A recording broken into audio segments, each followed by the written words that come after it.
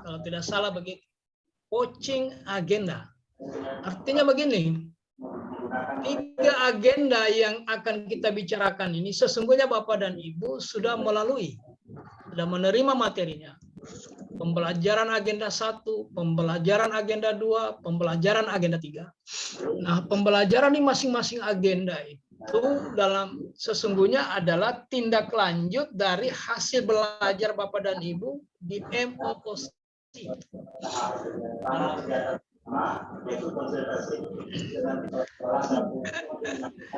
Saya cek dulu ya, masih ada suara-suara yang belum di-unmute ya. Iya Pak, kayaknya ada masuk suara-suara. Ibu Mar, ya. suaranya bukan Ibu Mar, mungkin teman-teman Ibu Mar di kantor barangkali ya. Coba saya cek dulu. Baik, kita lanjut. Menyiapkan media dalam keberadaan, medianya seperti yang pertama, membuat mencari referensi dan perhatikan materi yang diajarkan.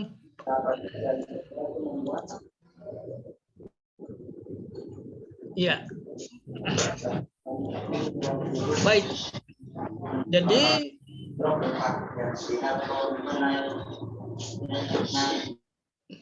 ya, oke, sudah tak-unmute. Jadi kita hari ini masuk pada coaching agenda. Nah, coaching ini sebenarnya tidak lebih sekedar menguatkan. Kalau di tahun lalu itu istilahnya pendalaman dan penguatan. Coaching agenda. Jadi apa yang Bapak dan Ibu sudah pelajari di MOOC, kemudian diterima dari pemateri, baik itu di pembelajaran agenda 1, pembelajaran agenda 2, dan pembelajaran agenda 3. Hari ini kita coaching. Coaching untuk apa? Persiapan memasuki agenda terakhir. Agenda terakhir itu adalah aktualisasi dan habituasi. Jadi ini semacam final check. Cek final. Cek terakhir sebelum kita masuk pada agenda aktualisasi dan habituasi. Baik. Jadi sekedar menyegarkan ingatan Bapak dan Ibu tentang hal-hal mana yang penting di agenda 1, agenda 2, dan agenda 3. Dikaitkan dengan persiapan merancang aktualisasi sebagai bekal untuk melakukan habituasi di tempat kerja masing-masing. Baik, izin saya share screen materinya.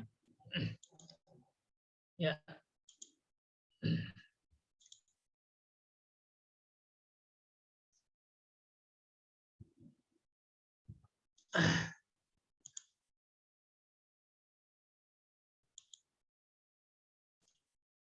Coaching agenda pembelajaran. Ya. Kalau tidak salah begitu di dalam jadwal.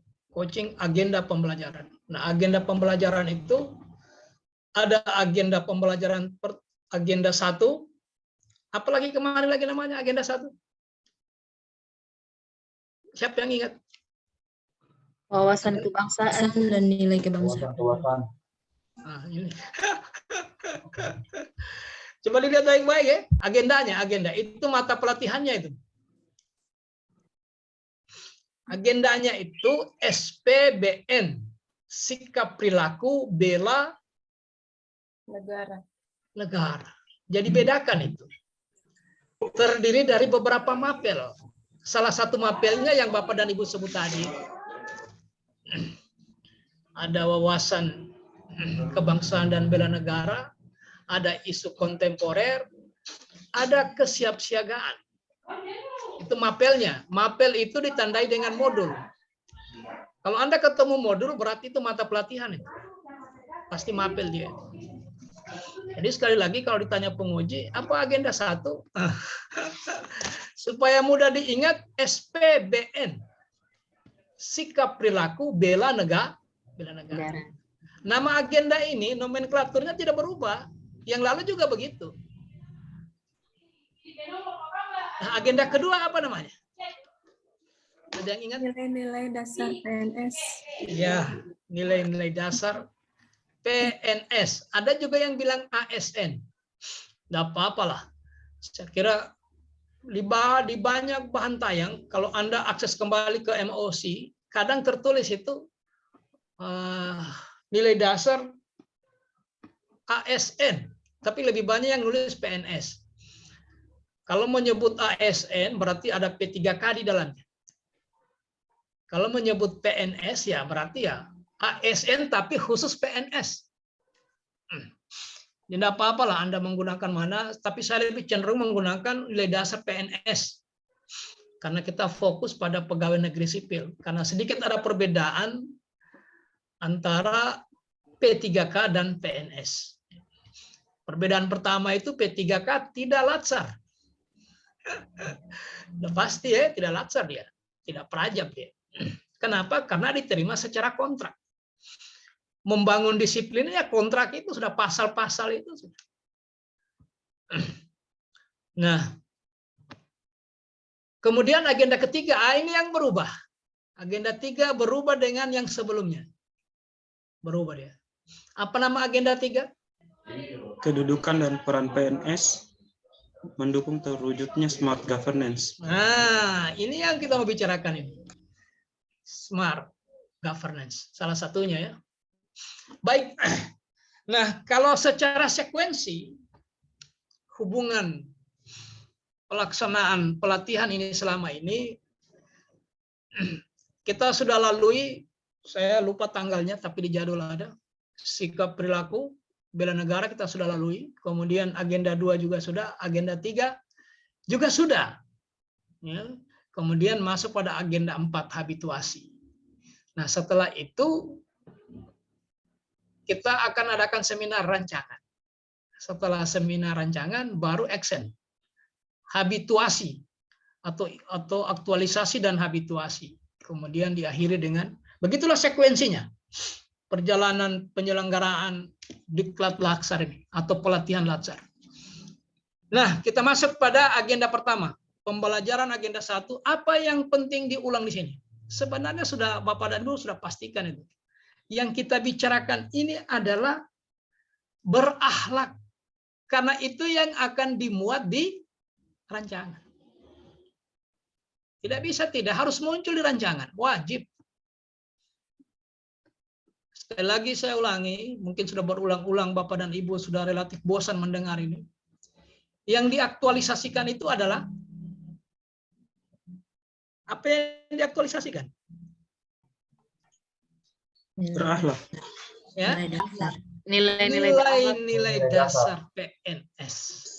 Berakhlak itu tidak lebih sekedar akronim untuk memudahkan mengingat. Ya. Sama dengan aneka. Jadi bukan nilai aneka, tapi nilai dasar PNS sesungguhnya. Isinya aneka kalau dulu. Kalau sekarang isinya berakhlak. Nah, berakhlak ini tidak lebih sekedar akronim atau singkatan dalam rangka memudahkan kita semua mengingat, memahami, mengimplementasikan, dan seterusnya. Berakhlak. Ya. Baik. Itulah yang akan diaktualisasikan. Dibawa ke tempat pekerjaan, kemudian dipraktekkan secara berulang menjadi habit atau habituasi, menjadi kebiasaan. Menjadi kebiasaan baru. Habit atau dalam istilah kita habituasi. Habituasi itu pengulangan. Diulang-ulang, akhirnya menjadi bagian dari kepribadian. Menjadi bagian dari ucapan dan tindakan. Nah, proses ini yang kita kelewati kemarin itu proses menanamkan nilai-nilai itu. Proses internalisasi. Proses mengendapkan. Menurunkan. Atau membuat itu nilai-nilai dasar menjadi membatin. Menjadi bagian dari apa? Ucapan, tindakan, dan seterusnya. Nah, ke depan ini kita persiapkan untuk dieksplor. Dikeluarkan itu barang yang sudah diendapkan dalam diri, dikeluarkan. Dalam bentuk apa? Aktualisasi. Diaktualkan. Kalau kemarin kan masih konseptual. Masih tataran konsep, kita tanam. Kita internalisasikan dalam diri setiap peserta. Tiba saatnya kita latihan. Latihan untuk apa? Mengaktualisasikan, mengeksplor. Keluarkan semua yang kemarin itu. Mulai kita cantumkan di rancangan nanti. Itulah panduan kita dalam rangka melaksanakan aktualisasi dan habituasi. Nah, untuk itu sekedar menyegarkan, saya ingin ulang nilai-nilai itu. Nilai-nilai dasar. Yang pertama, nilai bela negara. Nilai dasar bela negara. Itu agenda 1 ya, intinya itu. Ada yang harus diketahui untuk pengetahuan umum supaya orang, tunggu dulu, saya ingin yang bawa materi agenda 1 kemarin di sini siapa? Pak Ahmad Ahmad Yamin. Oh, Pak Ahmad Yamin. Nah, ya. Kalau saya kemarin agenda berapa ya? Agenda 2 kali ya? Agenda 4, Pak. Oh, agenda 4 saya. Oh ya. Nah, jadi untuk pengetahuan umum di nilai-nilai bela negara ini harus tahu sedikit tentang teorinya. Teori, karena nasionalisme, isme di ujung itu menunjukkan apa itu? Nasionalisme. Isme itu menunjukkan Sikap. Pernah dengar komunisme, kapitalisme, terorisme, radikalisme. Isme itu menunjukkan apa? Sikap. Paham. Laku. Paham. Makanya dia ada teorinya. Jadi teori nationalism, national konsep berbangsa dan bernegara. Nasionalisme. Gimana itu? Nah, itu teori ini paham sedikit. Kemudian terkait dengan penegakan nasionalisme di Indonesia, paham juga sedikit sejarahnya, tahu sedikit sejarahnya. Sejarahnya itu mulai dari 1908, tonggak yang pertama ya, setelah kita 350 tahun dijajah, tidak ada hasilnya. Padahal banyak orang hebat di negeri ini, tapi tidak ada hasilnya.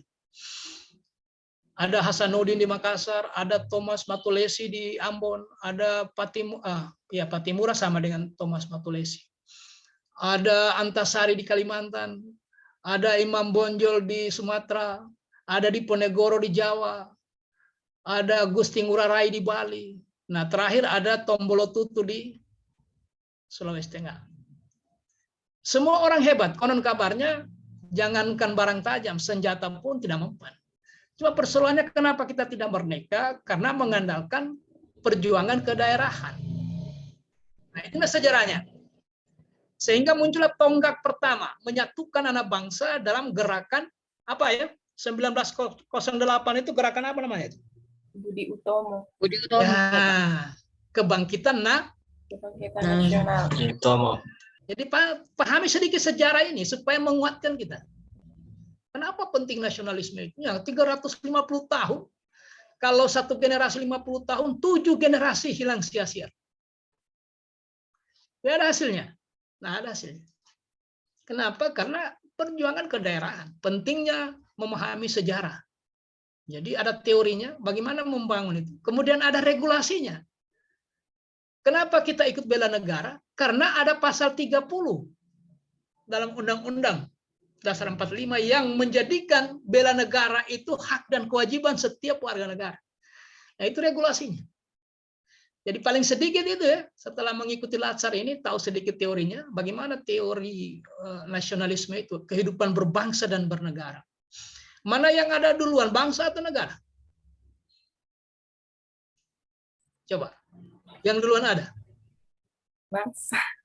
Ya? Bangsa. Bangsa.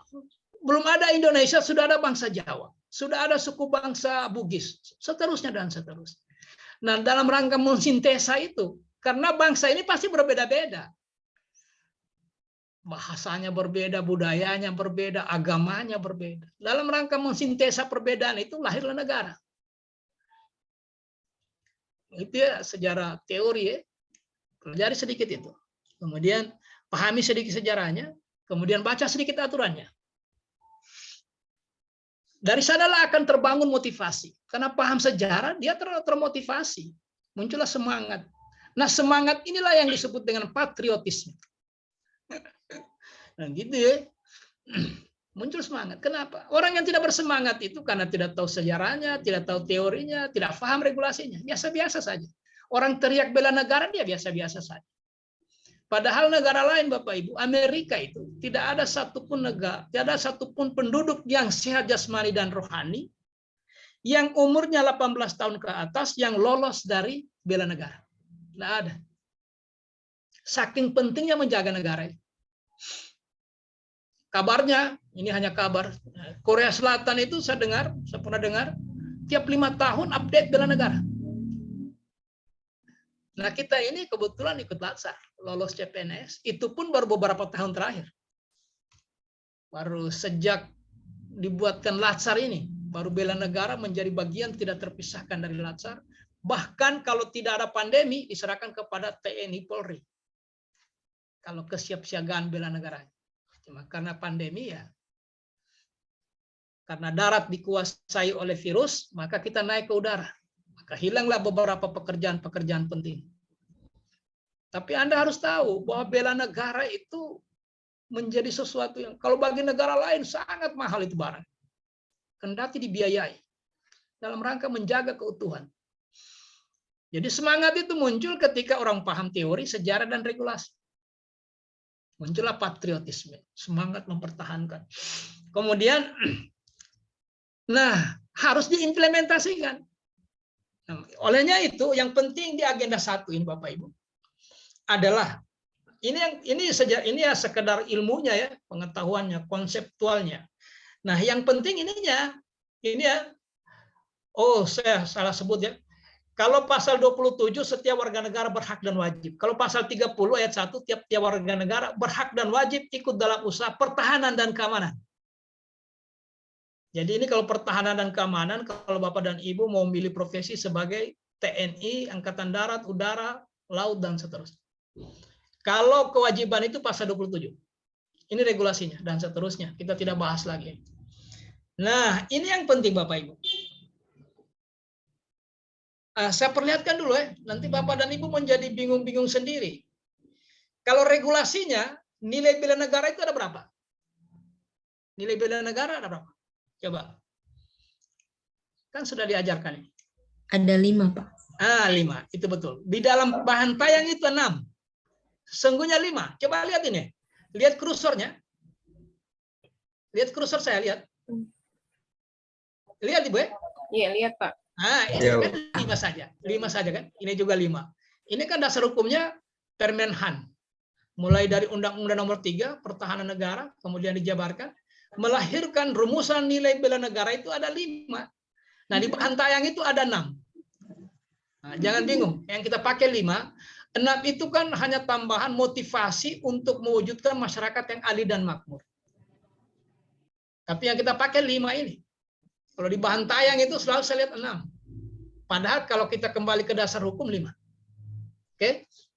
Jangan dibingungkan itu. Nah, makanya dimuncul di sini 5. Nah, ini yang Bapak dan Ibu diminta. Jadi nanti Bapak dan Ibu setelah melakukan aktualisasi, ada 2 pekerjaan berat. 1 mengaktualisasikan rancangan hasil seminar. Yang kedua mengaktualisasikan nilai bela negara. Ada 2. Nanti laporannya saya nanti disepakati dulu. Kalau dulu menjadi lampiran dari laporan aktualisasi. Ada juga periode sebelumnya itu dilaporkan tersendiri ke penyelenggara. Pelaksanaan nilai-nilai bela negara. Ya. Nah, penjabarannya yang mana? Coba. Saya hanya sekedar mereview saja. Kalau cinta tanah air ini berapa indikatornya? Indikator orang cinta tanah airnya. Masih ingat? Ada 6 kayaknya, Pak. Ya, bukan cuma kayaknya. Semua 6. Semua 6. Ibu Dewi tadi ya? Ibu Dewi yang jawab tadi? Iya, Pak. Semua 6. Coba diperhatikan. 6 semua itu. Jadi cinta tanah air itu 6. Ambillah salah satunya. Kalau sudah ambil salah satunya, abaikan yang lain. Yang ada berapa lagi? 5 kali 6 berarti 30 ya. Ambil 1 ya, abaikan yang 39. 29. Ini salah satu. Yang mana yang mau diterapkan? Nah, contoh, kita lihat ini. Mencintai tanah air itu, cinta tanah air itu indikator pertama mencintai, menjaga, dan melestarikan lingkungan hidup. Itu indikator pertama. Jadi kalau Bapak dan Ibu Pak Suryadi ini di mana kerjanya? Di Puskesmas Tomini, Pak. Bagaimana membuat puskesmas lingkungannya itu bersih? Pak Asri ya. Jadi buatlah gerakan cinta tanah air. Sebagai bukti Anda mencintai tanah air, bagaimana membuat teman-teman di sana, mari kita sehari saja menanam pohon, atau menanam bunga, atau melakukan kerja bakti, atau membuat tong sampah.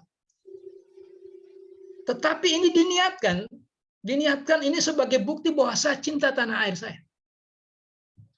Begitu juga Bapak dan Ibu guru.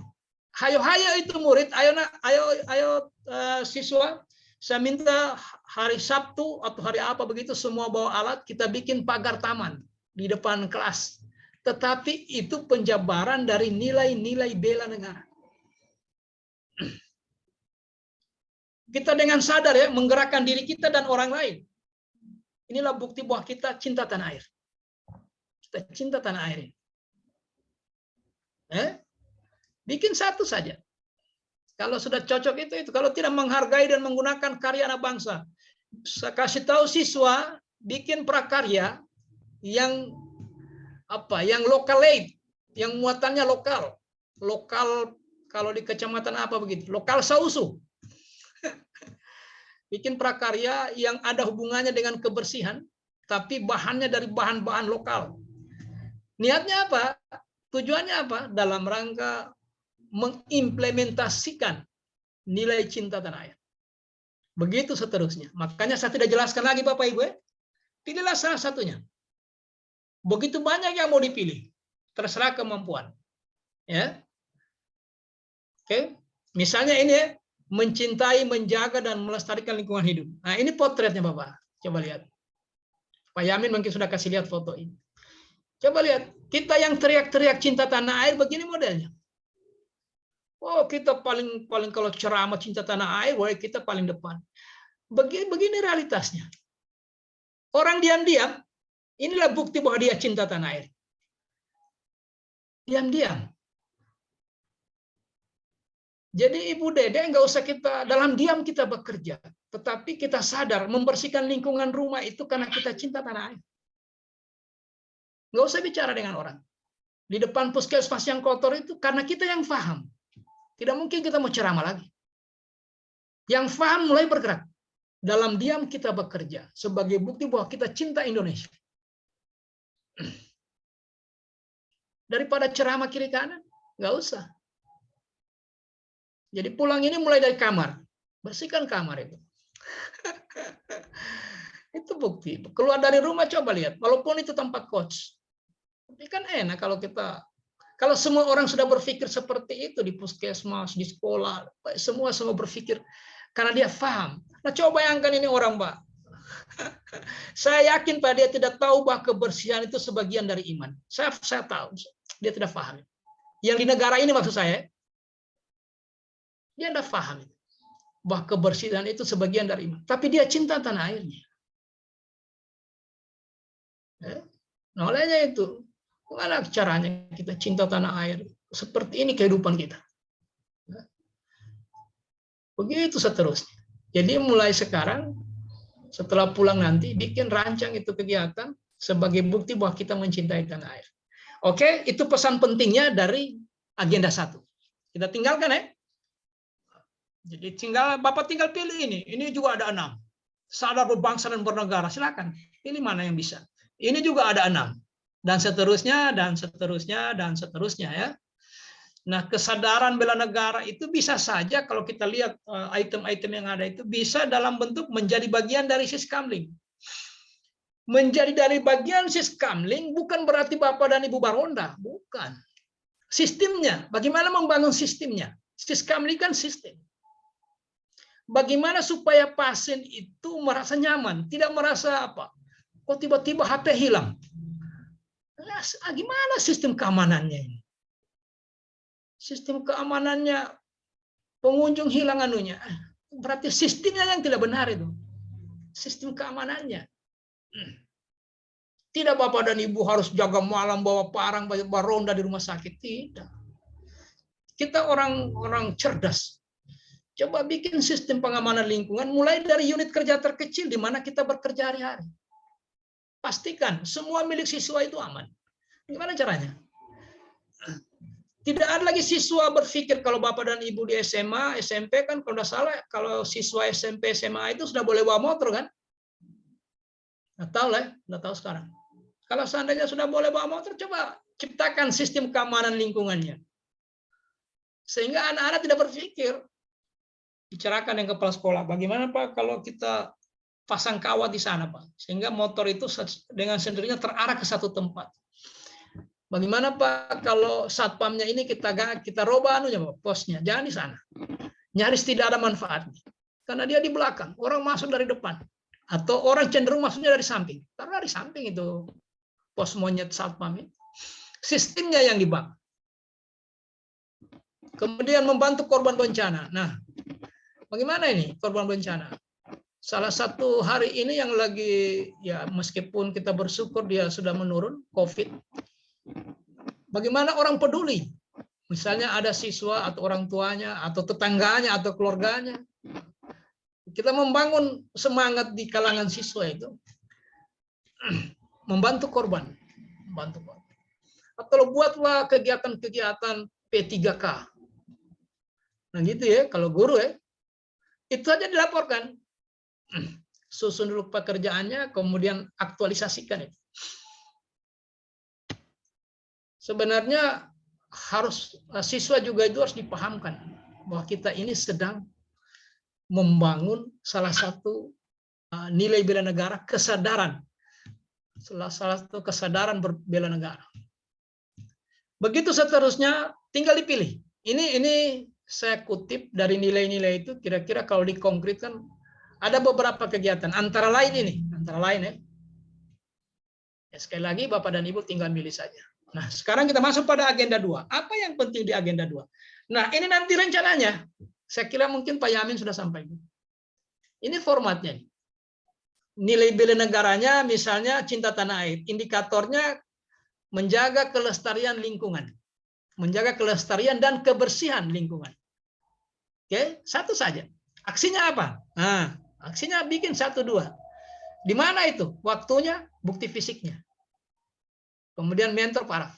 Udah, laporkan. Karena ini tidak diseminarkan, Bapak. Baik rancangannya maupun hasilnya tidak diseminarkan. Oke, sampai di sini jelas? Sebelum kita masuk pada pembelajaran atau coaching agenda 2. Ada pertanyaan, silakan.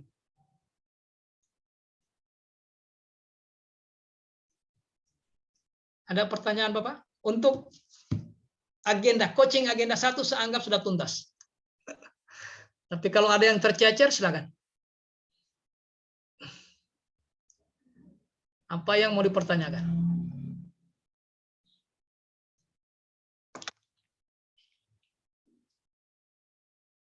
Ayo. Izin bertanya Pak. Iya, silakan Pak Suryadi. Kemarin kalau saya salah dari penyampaian Pak Yamin. Kurang jelas Pak Suryadi, kurang jelas. Coba cabut saja anunya itu. Tidak usah pakai alat bantu itu. Saya satu. Itu mantap. Lanjut. Izin bertanya Pak, ini Ya. kemarin kalau tidak salah ingat penyampaian Pak Yamin, satu indikator ini minimal 4 aksi, 2 atau 4 aksi yang perlu di. Oh, ya, baik. Jadi memang gini, satu saja nilainya, misalnya apa? Menjaga kebersihan lingkungan. Pasti aksinya banyak. Pertama, persiapan. Tidak mungkin tidak dipersiapkan murid. 2, menyiapkan alat. 3, menyiapkan koordinasi dengan guru lain atau kepala sekolah. Pada akhirnya ada action. Sebelum sampai di action, pasti beberapa tahapan harus dilalui. Sehingga melahirkan, kalau misalnya nilai cinta tanah air, kemudian Anda menjabarkannya dalam kebersihan lingkungan dan kelestarian. 1, menanam pohon. 2, membersihkan. 3, membuat pagar. Boleh. Lebih banyak lagi aksinya, boleh. Lebih banyak, lebih bagus. Lebih banyak lebih bagus. Satu indikatornya cinta tanah air, nilainya nilai cinta tanah air, tapi aksinya yang tadi saya bilang ya, ada taman belum dipagar, pagar. Ada sama sekali tidak tamannya, menanam dan memagar. Berarti ada tanaman, ada pagar, kemudian ada pemeliharaan. Kemudian setelah itu bikin lagi aksi berikutnya bikin tong sampah. Lebih banyak lebih bagus. Karena itu yang membedakan nilainya orang. Ya. Betul itu. Ikuti apa yang disampaikan Pak Yamin. Ikuti beliau. Oke. Saya hanya coaching saja ini. Hanya mengingatkan bahwa ada yang penting. Tidak boleh Anda lewatkan. Ikuti yang membawakan mata pelatihan ini. Agenda 1. Angkatan, nama, nomor daftar hadir, instansi atau unit kerja. Nama mentor, jabatan mentor. Saya kira jelas. Namanya dan jabatannya. Nilai bela negaranya, nilai apa, indikatornya apa, aksinya apa, tempat, waktu, bukti. Bukti ini, sebentar ya.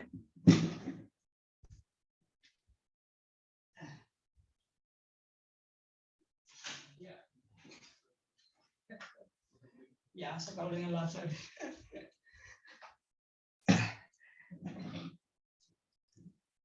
Kira-kira begitu Pak Suryadi ya? Jelas Pak Suryadi? Oke, jelas Pak. Ya, jelas. Yang lain masih ada? Ibu Dede jelas ya? Ibu Dewi jelas ya? Ya. Kalau sudah tidak ada, kita masuk pada Ibu Fitriani, ada beritanya? Iya, Pak. Nah, Pak, bukti ini berupa foto. jadi begini, salah satunya foto. Jadi jangan cuma satu-satunya foto. Satu-satunya foto saja diandalkan. Apalagi foto sekarang ini tidak lagi menjadi, kalau dulu ya dia menjadi salah satu SPJ. SPJ itu surat pertanggungjawabannya. Kalau di proyek ya. Sekarang foto itu tidak bisa lagi karena saya saja kemarin belum lama foto pakai baju kaos, begitu dicetak pakai dasi lengkap jas. Jadi foto itu tidak bisa lagi diandalkan, tidak bisa. Boleh salah satunya foto. Misalnya ibu kerja apa? Menyiapkan bahan kalau bikin pagar itu, apalagi kalau ibu sampai cat ya. Ada kegiatan situ membeli cat. Jangan difoto catnya. Kalau difoto belum tentu ibu beli. Tapi kalau ibu sodorkan bukti pembelian cat dan kuas, nah, siapa yang bisa bantai? Jadi carilah alat bukti yang meyakinkan. Kalau hanya foto di beli cat, baru dia foto catnya. Ini cat saya beli dengan kuas. Padahal cuma diambil sebentar dari toko, baru dia foto, baru dia kasih kembali. Tapi kalau dia membeli cat, ini bukti pembeliannya, Pak. Oh, menarik. Memang lebih banyak foto memang. Kalau kegiatan fisik lebih banyak foto. Tetapi tidak boleh hanya mengandalkan foto. Ada pertemuan sebelum Bapak Agar itu ada pertemuan dengan siswa. Yang mana daftar hadirnya? Waktu pertemuan sebelum kerja bakti itu. Oke. Jadi itu soal bukti. Ibu siapa tadi? Ibu bedakan bukti dengan output. Beda itu. Kalau kerja pagar ya outputnya terbangunnya pagar. Buktinya foto. Foto sudah terbangun, sudah. Nah, cara mengambil foto ini juga begini. Tidak semua foto itu bernilai dokumen, tidak semua. Makanya kalau mengambil foto, fotograf itu orang-orang yang spesialis itu dia tahu mana foto yang ada nilai dokumennya. Anda foto kepala sekolah sendiri di atas podium. Tidak ada kelihatan apa-apa. Baru Anda kasih keterangan di bawah, kepala sekolah memberikan pengarahan kepada siswa sebelum kerja bakti. Tidak kuat itu. Kenapa? Karena tidak kelihatan siswanya. Suasananya tidak bermuatan dokumen. Jadi tidak semua foto lantas bernilai dokumen. Makanya harus pintar-pintar. mengambil gambar itu bagaimana? Nah, kasih kena sedikit papan sekolah. Kena gitu SMP sekian ada anak-anak kerja bakti. Nah, itu kan tidak bisa dihapus orang background-nya itu. Tidak bisa dihapus. Itu baru bernilai dokumen bahwa betul kerja bakti ini di puskesmas A karena kelihatan papan puskesmas atau kelihatan aktivitas orang-orang berpakaian putih. Background-nya. Nah, ini kan tidak bisa dimanipulasi. Kalau hanya satu orang berdiri di belakangnya tembok baru kasih penjelasan, memberikan apa? Launching perdana pelaksanaan. Biar keterangannya seabrek. Tapi kalau nilai fotonya tidak bernilai dokumen tetap meragukan. Lainnya tidak semua foto kalau dia pertemuan mungkin ada undangannya, mungkin ada notulennya, mungkin ada daftar hadir. Artinya Bapak dan Ibu berpikir bagaimana supaya orang yakin bahwa barang ini saya kerjakan. Oke? Masih ada? Kalau tidak ada kita lanjut. Masih ada yang bertanya? Saya, Pak. Ya, silakan. Ibu Nimade. Pak, ini mengenai waktunya ini mulai kapan kita rencanakan aksi ini, Pak? Terus apakah tugas ini akan di-upload di LMS atau bagaimana? Nah, makanya tadi laporannya tadi itu, laporan dulu saya jelaskan. Laporan itu ada 2 versi. Dulu itu nanti coba dihubungi Pak Yamin ya, karena Pak Yamin yang bawa materi ini. Dulu itu laporannya ada yang dilampirkan di laporan aktualisasi, ada dikirim sendiri ke penyelenggara. Itu. Kemudian soal waktu itu begini, kalau Anda mengadakan sampai 4 aksi, kayak yang disampaikan oleh Pak Suryadi tadi, misalnya kalau dia hanya membuat tong sampah saja, bak sampah mungkin 3 unit ya, berarti waktunya itu pertama menyiapkan bahan. Kapan disiapkan bahannya? Kapan membuatnya, kemudian kapan mendistribusikannya ke tempat-tempat strategis. Nah, boleh minggu pertama, minggu kedua, minggu ketiga selesai. Kalau membuat lebih dari 1 aksi, misalnya ada bikin pot 1, bikin pagar taman juga 1, kemudian mengecat mungkin juga bisa, kemudian kerja bakti, kemudian menanam, tinggal dibuatkan waktunya. Supaya rasional dia. Karena menanam itu juga saja sudah memiliki tahapan juga, menyiapkan bibit, kemudian menanam, memelihara. Paling sedikit 3 itu. Nah, soal waktu tadi itu, pakai minggu saja. Kalau bisa selesai, sepanjang tidak mengganggu atau tidak tabrakan dengan jadwal aktualisasi. Jangan sampai bentrok, karena aktualisasi itu wajib. Wajib itu. Ini tambahan, mendampingi. Jadi jangan gara-gara ini Anda berantakan aktualisasinya. Jadi dahulukan. Jadi ada sisa waktu yang tersedia di antar aktivitas menyediakan melaksanakan kegiatan aktualisasi itu, buatlah kegiatan ini. Sebenarnya yang paling penting pasca latsar. Itu yang paling penting.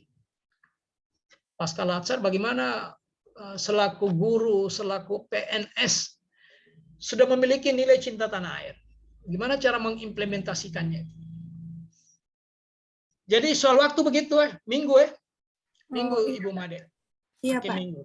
Pak, kalau mengenai tempatnya ini, contohnya aksi yang saya bikin itu menanam pohon, baru kalau tempatnya bisa sembarang, Pak, misalnya di depan rumah. Oh, enggak. Di tempat tugas, Ibu. Ibu, di tempat tugas. Di tempat tugas? Oh iya, siap. Nanti itu kesadaran itu akan terbawa sendirinya kemana-mana. Ke tempat tugas dulu, di puskesmas, di SDN sekian, di SMP sekian, dan seterusnya. Baik, Nah, kalau di rumah sakit bisa saja dia hanya membuat bunga-bunga plastik atau bunga apa. Di ruangan dia bekerja. Kalau dia di IGD ya di IGD saja. Nah, kalau dia mau luas ya lebih bagus kalau sanggup. Paling sedikit di tempat dia bertugas, paling sedikit. Mungkin di halaman, misalnya dia kalau di rumah sakit itu di ruang nginap, kan ada beberapa ya, ada nama-namanya itu biasa Pak. Ruang Nuri, ruang apa begitu, Bougainville. Nah, di depan Bougainville itu saja dia tata. Dia bersihkan. atau dia jaga keamanannya, sistem pengamanannya. Saya kira itu ya. Oke. Kita masuk pada agenda nilai dasar. Nah, saya rubah ya. Supaya jangan membingungkan Bapak dan Ibu. Nilai dasar PNS. Boleh juga ASN, boleh.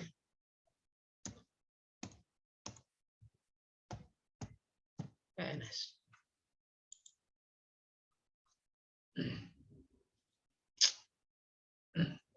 Nilai dasar PNS. Wah, ini nggak bisa lagi di anu nih. Di ENSO. Sudah tersembunyi ENSO-nya. Bisa dibaca juga begini, bisa? Bisa ya? Bisa, Pak. Bisa, Pak. Bisa, Pak, bisa. Tiba-tiba Bisa. tersembunyi ENSO-nya, hilang ENSO-nya. Oh. Apa ini?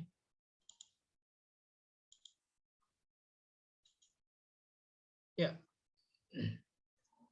Baik, berakhlak. Nah, ber itu apa? Ber apa? Orientasi pelayanan. Layanan. Makanya saya langsung saja kepada panduan perilakunya. Panduan perilakunya ini kan begini. Kelihatan dia agak bersifat umum. Memahami dan memenuhi kebutuhan masyarakat. Nah, misalnya begini. Pak Suryadi di Puskesmas. Di Puskesmas coba kasih contoh pekerjaan hari-hari. Melayani pasien di poli umum. Melayani pasien Di di poli umum. di mana? Di poli umum. Di poli umum. Di poli umum itu. Misalnya pasien apa? Oh, poli itu apa? Poli itu Itu ruangan, Pak. semua penyakit itu. Bukan. Dia ruangan, Pak. Ruangan. Kalau jenis penyakitnya tidak di spek. Kalau penyakitnya umum, Pak, penyakit umum. Oh, itu yang maksud saya. Penyakit umum maksud saya. Nah, coba cerita sedikit supaya kita tahu konkretnya Anda bekerja itu seperti apa biasanya. Biasanya kalau kita di poli umum itu menyangkut semua penyakit-penyakit yang umum, Pak. Biar kulit, mata, dan lain. Kemudian di ruangan poli tersebut kita melakukan pemeriksaan. Pak Suryadi, maksud saya begini. Ketika Anda melayani itu kan membantu orang menguruskan sesuatu. Bahasa gampangnya melayani begitu. Nanti coba lihat itu definisi melayani.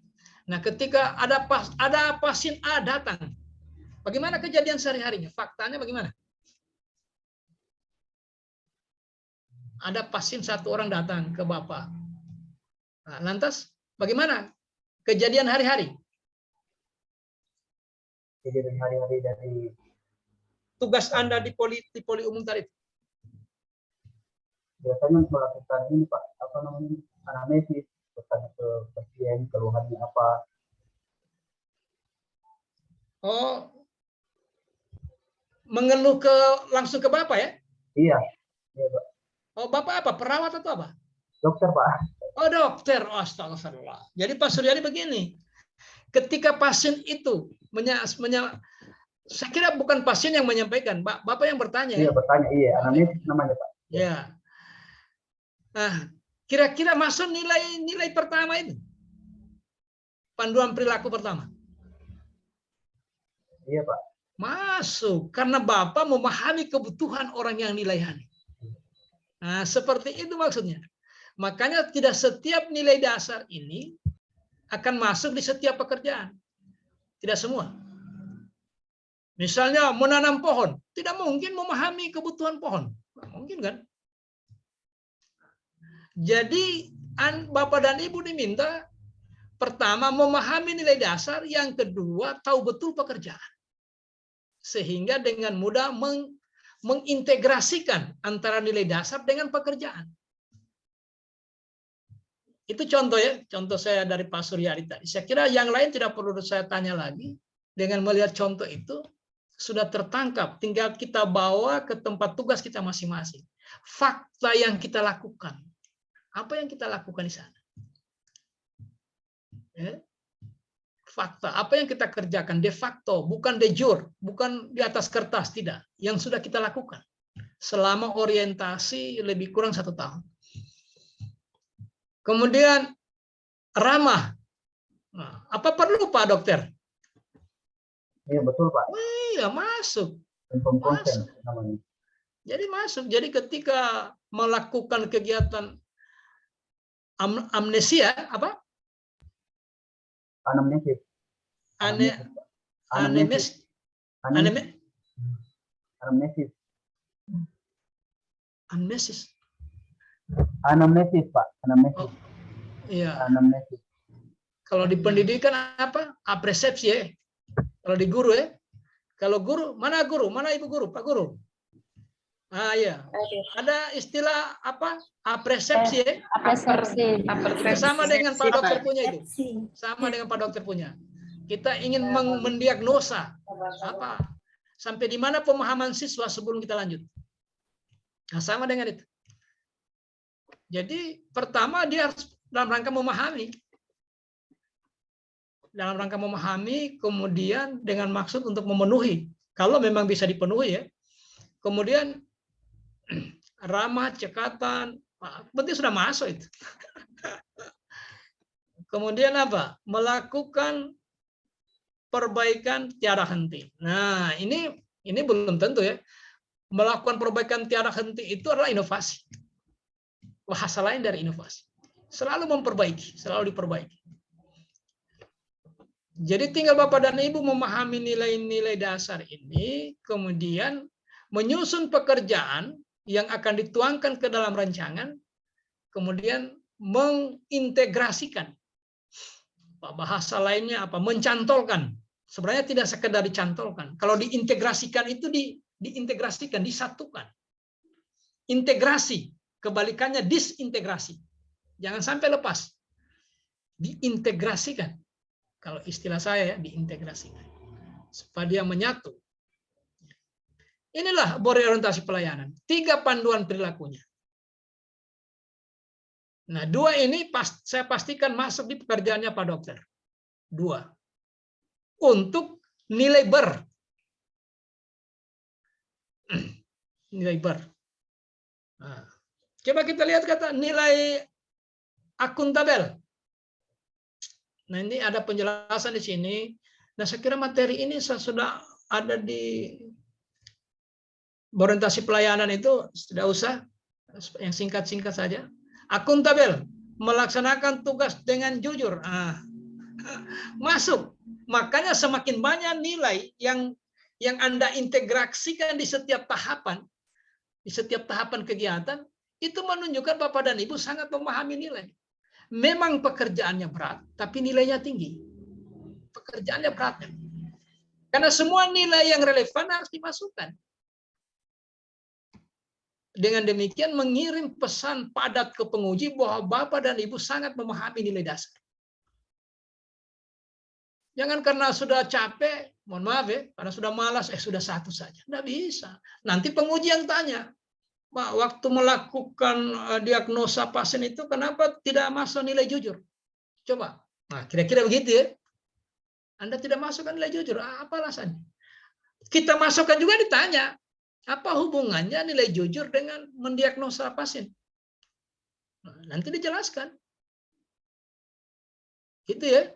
Nah, kebetulan Pak Suryadi yang saya tanya duluan, ternyata dokter, ya saya bawa contoh-contoh ke situ. Nanti Bapak dan Ibu guru dan teman-teman di tempat OPD lain menyelesaikan. Yang berikutnya, menggunakan kekayaan dan barang milik negara secara bertanggung jawab, efektif, dan efisien. Kemungkinan ini tidak masuk. Kemungkinan ya. Nah, biasanya alat-alat diagnosa yang dimiliki dokter itu, saya tidak tahu ya apakah milik negara itu atau milik pribadi. Biasanya digantung-gantung di leher itu. Kalau milik negara ya boleh secara bertanggung jawab. Kalau Bapak dan Ibu mengajar di sekolah itu, laptop itu milik sekolah atau milik pribadi? Infokus. Kalau milik sekolah ya jagalah. Kenapa ditanya penguji? Kenapa Ibu Dede waktu mengajar memasukkan nilai ini menggunakan kain yang menggunakan kekayaan barang milik negara secara bertanggung jawab, efektif dan efisien. Nah, karena saya menggunakan Infocus, Bu. Oh ya, karena itu milik negara. Baru logis. Tidak sekedar dicantolkan supaya rame. Nah, harus difahami karena patut dipertanyakan. Untuk mengukur pemahaman, menggali pemahaman, karena 16 hari di MOC belajar teorinya. Dikasih lagi pembelajaran agendanya 2 kali pertemuan. Masing-masing 2 dan 3 JP, berarti 5 JP. Sebelum masuk merancang, dibikin lagi coachingnya, coaching agendanya. Ingatkan kembali mereka itu. Nah, saya kira sudah cukup padat ini. Strategi pembelajarnya sudah sangat bagus. Belajar langsung lewat modul sudah. Diuraikan per materi juga sudah, per mapel. Nah, sekarang tinggal di coaching saja. Khawatir jangan ada yang penting-penting tercecer, kira-kira begitu. Bapak dan Ibu yang memahami nilai ini tidak menyalahgunakan kewenangan jabatan. Misalnya kalau Ibu guru, Ibu Reza apa? Guru apa tidak?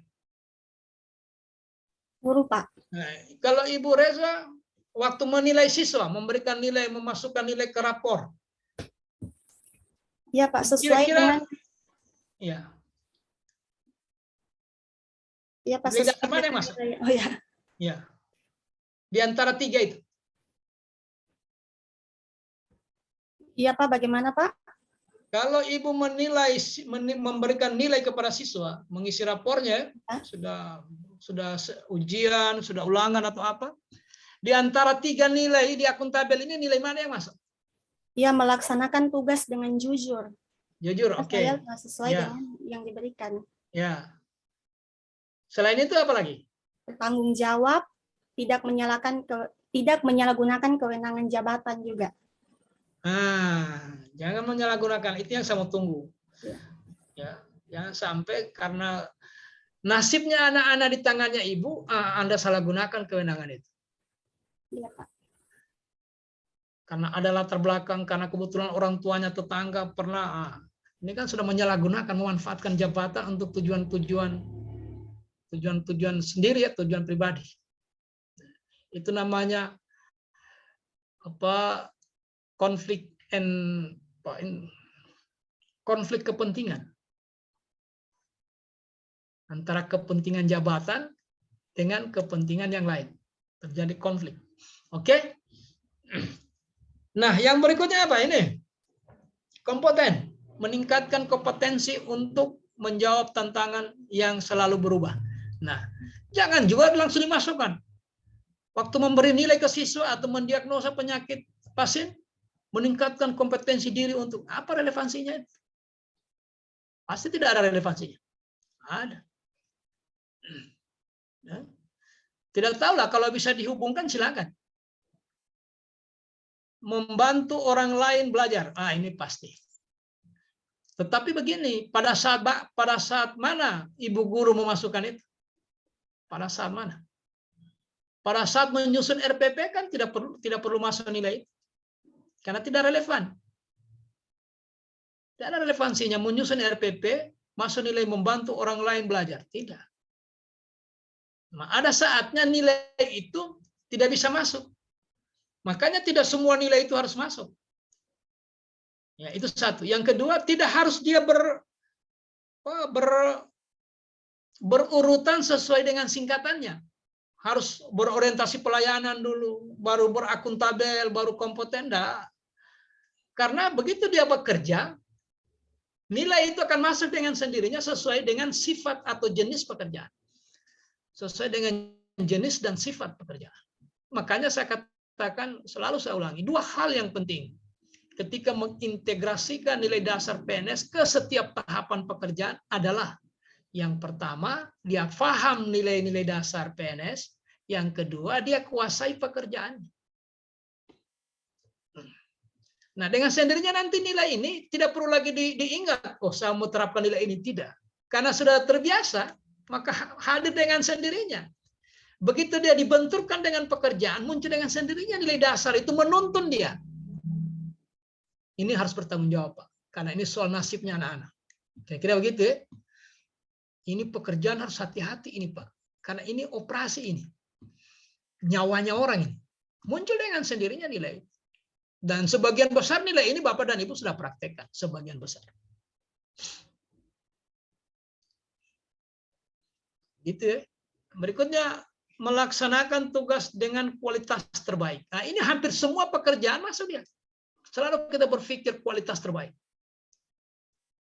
Apapun, bikin rancangan pembelajaran kualitas terbaik, bikin media belajar kualitas terbaik, mengajar kualitas terbaik. Semua yang terbaik kita berikan. Ya. Jadi kompeten. Begitu seterusnya, dan saya tidak lanjutkan lagi, karena saya yakin Bapak dan Ibu sudah menerima materi ini dan sudah membaca juga di MOOC. Oke? Sama dengan nilai bela negara tadi, kalau mau diuraikan, sangat banyak. Nah, tidak mungkin selesai dalam 2 JP. Nah, ini tinggal 15 menit. Kalau jam saya ya, lebih kurang. Kan kita berhenti ini jam 11. 11 berapa? 57 menit lagi, Pak. Oh, 57 menit lagi ya? Iya. Sepanjang. Kita gunakan diskusi nanti. Nah, yang berikut harmonis. Menghargai setiap orang apapun latar belakangnya. Menghargai setiap orang apapun latar belakangnya. Masuk ini ketika melayani pasien. Melayani dia, mengajar juga begitu, Mas. Pada tahapan kegiatan tertentu harus masuk. Tanpa membedakan latar belakang siswa. Harmonis. Nah, karena kita ini hidup di negara yang sangat plural. Negara yang paling di dunia ya diakui kita ini negara yang paling keanekaragamannya yang paling menonjol. Yang paling kaya dengan keanekaragaman sudah Indonesia ini. Karena terdiri dari 17.504 pulau.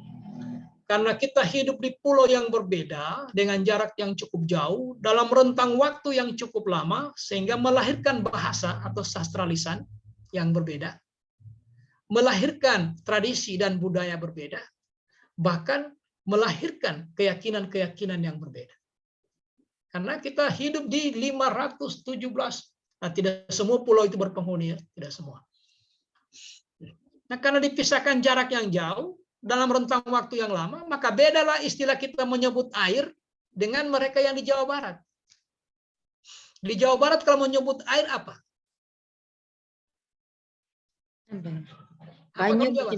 Banyu atau cair? Ciputra, Cimandek, Cisarua, apalagi Cikampek, apalagi Cibubur, itu kan air ini, air Ya. itu. Ciamis apa semua.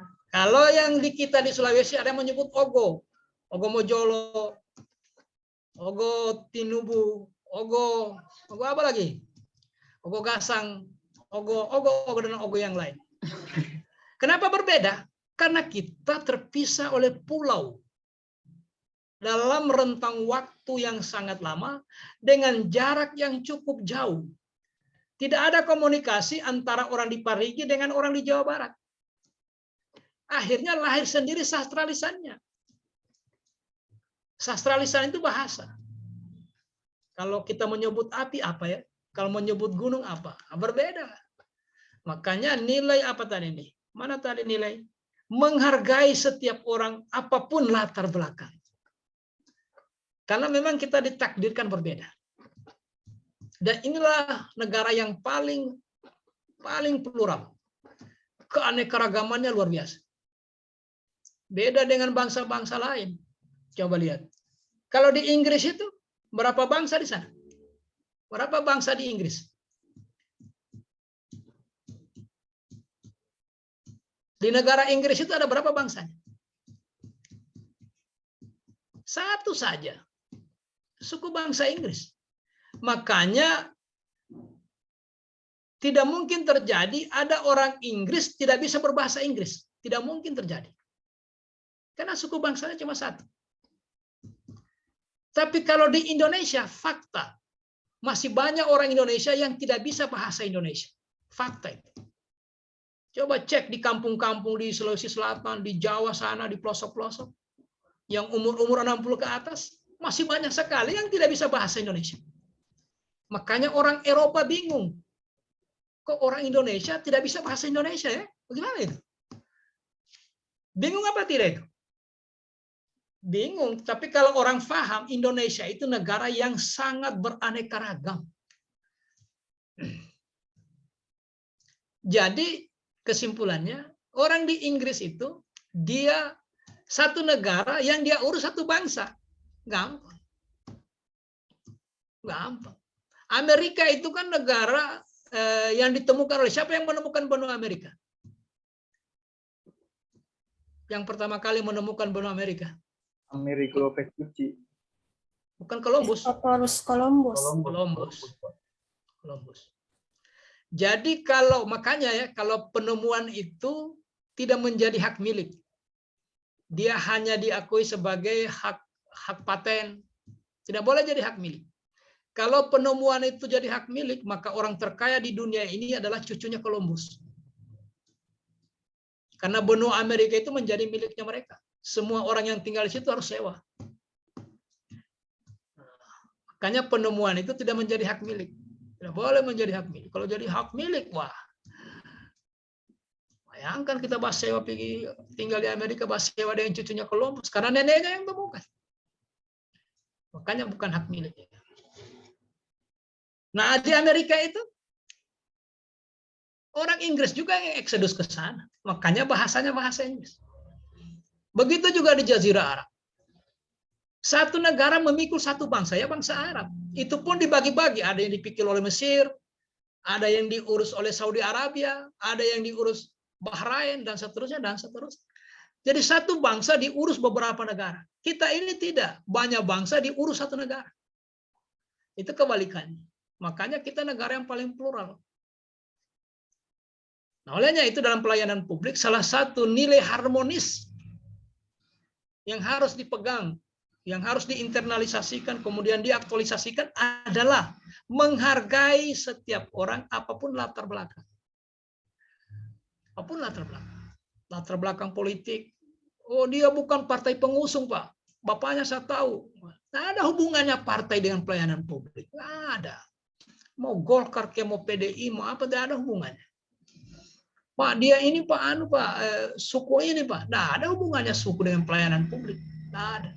Jangan lagi, Pak, karena kita sudah diajarkan oleh sejarah, 350 tahun berjuang mengandalkan suku, tidak ada hasilnya.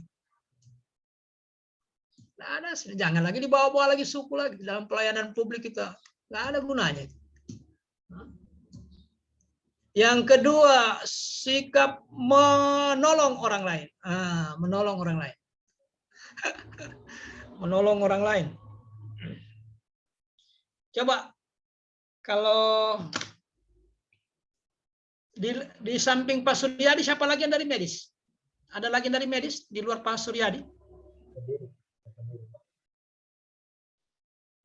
Cuma Pak Suryadi sendiri yang medis? Iya Pak, sendiri Pak. Oh, sendiri. Selebihnya adalah guru ya. Menolong orang lain itu kalau di guru kira bagaimana contohnya? Nilai menolong orang lain. Membantu rekan kerja, Pak. Yang iya, menolong. Ya.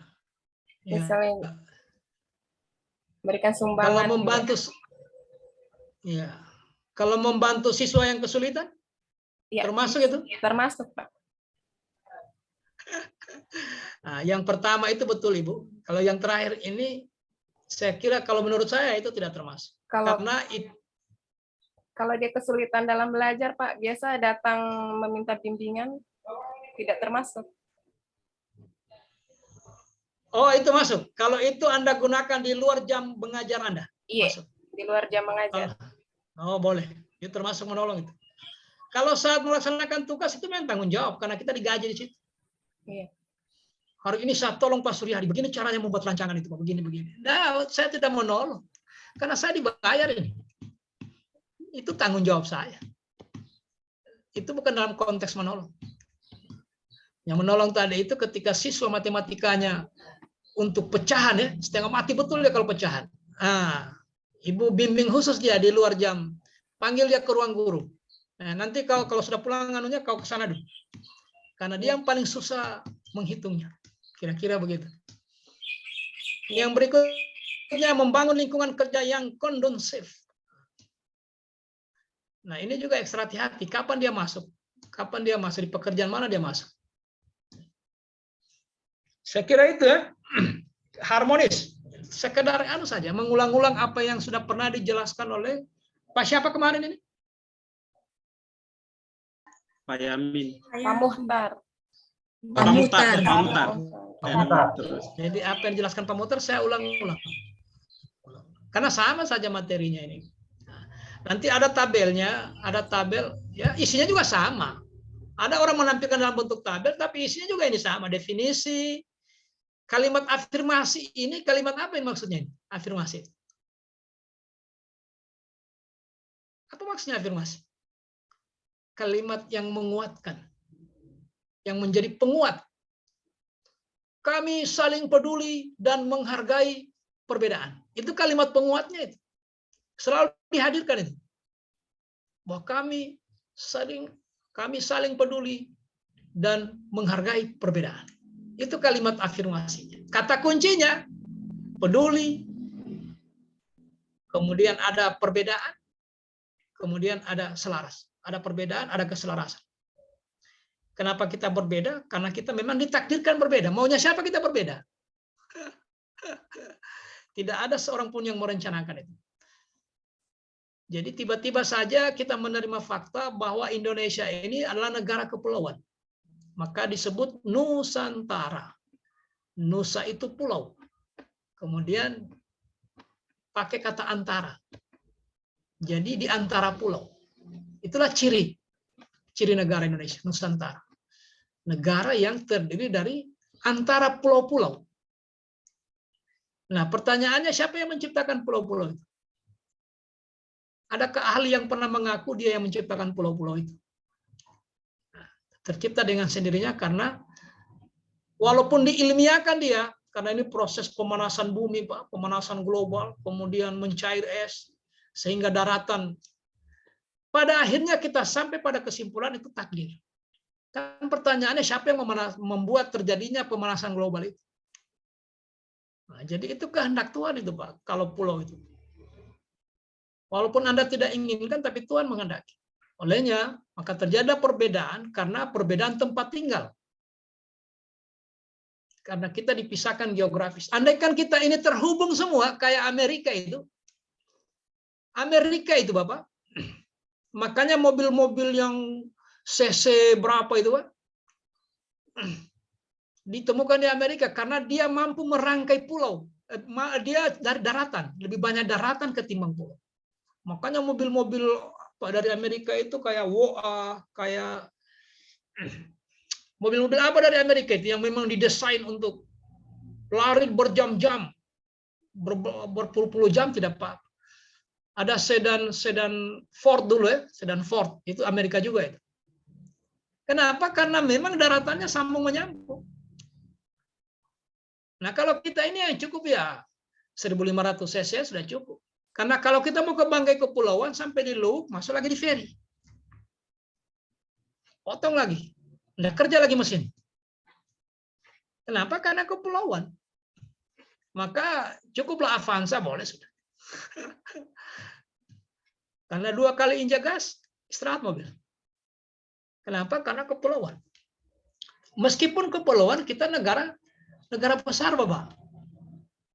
Jadi ya, negara besar dengan 17.504 pulau. Itu pun masih terjadi perdebatan. Ada yang bilang lebih, 19.000 sekian. Yang penting banyak, Pak. Mana buktinya banyak, ahli saja beda pendapat jumlahnya. Kalau di modul ini, kalau tidak salah, 17.504. Nah, jadi kalau malah luas Indonesia ini, daratannya di luar air 9.997 km persegi. Sorry. 1.997 persegi. Itu baru daratan, belum dihitung lautan. Kalau ditambah airnya, hampir 8 juta. Karena lebih dominan air daripada daratan. Kalau dihitung zona eksklusifnya, maka hampir 10 juta kilometer persegi. Zona eksklusif itu hukum internasional. 400 mil dari bibir pantai, misalnya Sanger Talaut. Tahu Bapak Ibu Sanger Talaut? Tahu? Tahu Ibu Sanger Talaut tahu? Pernah dengar? Iya Pak, tahu Pak. Ya. Karena Berbatasan langsung dengan Filipina. Nah, makanya 400 mil dari bibir pantai Sanger Talaut itu masih milik Indonesia. 400 mil juga yang menjorok dari Filipina ke arah Sanger Talaut itu miliknya Filipina. Di tengah-tengahnya itulah laut bebas. Jadi kalau mau menangkap ikan, jangan masuk di 400 milnya Sanger Talaut. Kalau di zamannya Ibu Susi itu dia tenggelamkan. Kenapa? Karena dia zona eksklusif. Nggak boleh. Nah kalau ditambah dengan itu semua Bapak Ibu, 10 juta kilometer persegi, hampir. Bandingkan dengan Malaysia. Malaysia itu kalau tidak salah ingat 338 kilometer persegi, setara Kalimantan. Malaysia itu setara Kalimantan, Bapak. Bayangkan, kita sudah 10 juta, dia cuma 338 kilometer persegi. Coba. Singapura lebih kecil lagi dari Malaysia. Jadi kalau Bapak dan Ibu berada di Singapura, kemudian beli tiket pesawat, pasti ke luar negeri. Pasti. Kenapa? Karena tidak ada penerbangan domestiknya. Menunjukkan bahwa negara itu sangat kecil. Bandaranya hanya untuk ke luar negeri. Tidak ada lagi penerbangan domestik, Pak. Tidak ada. Brunei Darussalam lebih kecil dari Singapura. Coba bayangkan. Jadi Indonesia ini jangan main-main, Bapak. Ini negara besar. Dari sisi. Dari jumlah penduduk kita nomor 4 di dunia. Apakah bukan negara besar? Sangat besar. Maka banggalah kita ber-NKRI. Nah, apalagi nih? Membangun lingkungan kerja yang kondusif. Dalam rangka menciptakan harmonisasi. Harmonisasi ini bagian dari materi nasionalisme sebelumnya. Kalau di yang sebelum beralat. Kalau masih aneka, harmonis ini bagian dari nasionalisme. Oke. Habis harmonis, loyal. Loyal. Pernah dengar istilah Bapak Ibu? NKRI harga mati. Pernah ya? Nah, pertanyaan saya, pertanyaannya Bapak dan Ibu, yang dimaksud dengan NKRI harga mati itu yang mana? Coba. Yang mana NKRI itu? memegang teguh ideologi Pancasila. UUD 45 setia pada NKRI serta pemerintah yang sah. Ya, itu namanya. NKRI itu adalah kalau Anda benar-benar loyal, setia dengan NKRI, maka setialah Anda pada Undang-Undang Dasar 45. Itulah NKRI. Artinya apa? Patuh pada hukum. Supremasi hukum. Ya, itulah. Jadi kalau ditanya, di mana saya bisa lihat terjemahannya Pancasila? Saya ingin mencari ini terjemahannya Pancasila di mana ya? Kira-kira di mana terjemahannya Pancasila, Bapak Ibu? Undang-undang, Pak. Ya, di Undang-Undang Dasar. Undang-Undang Dasar itu terjemahannya Pancasila.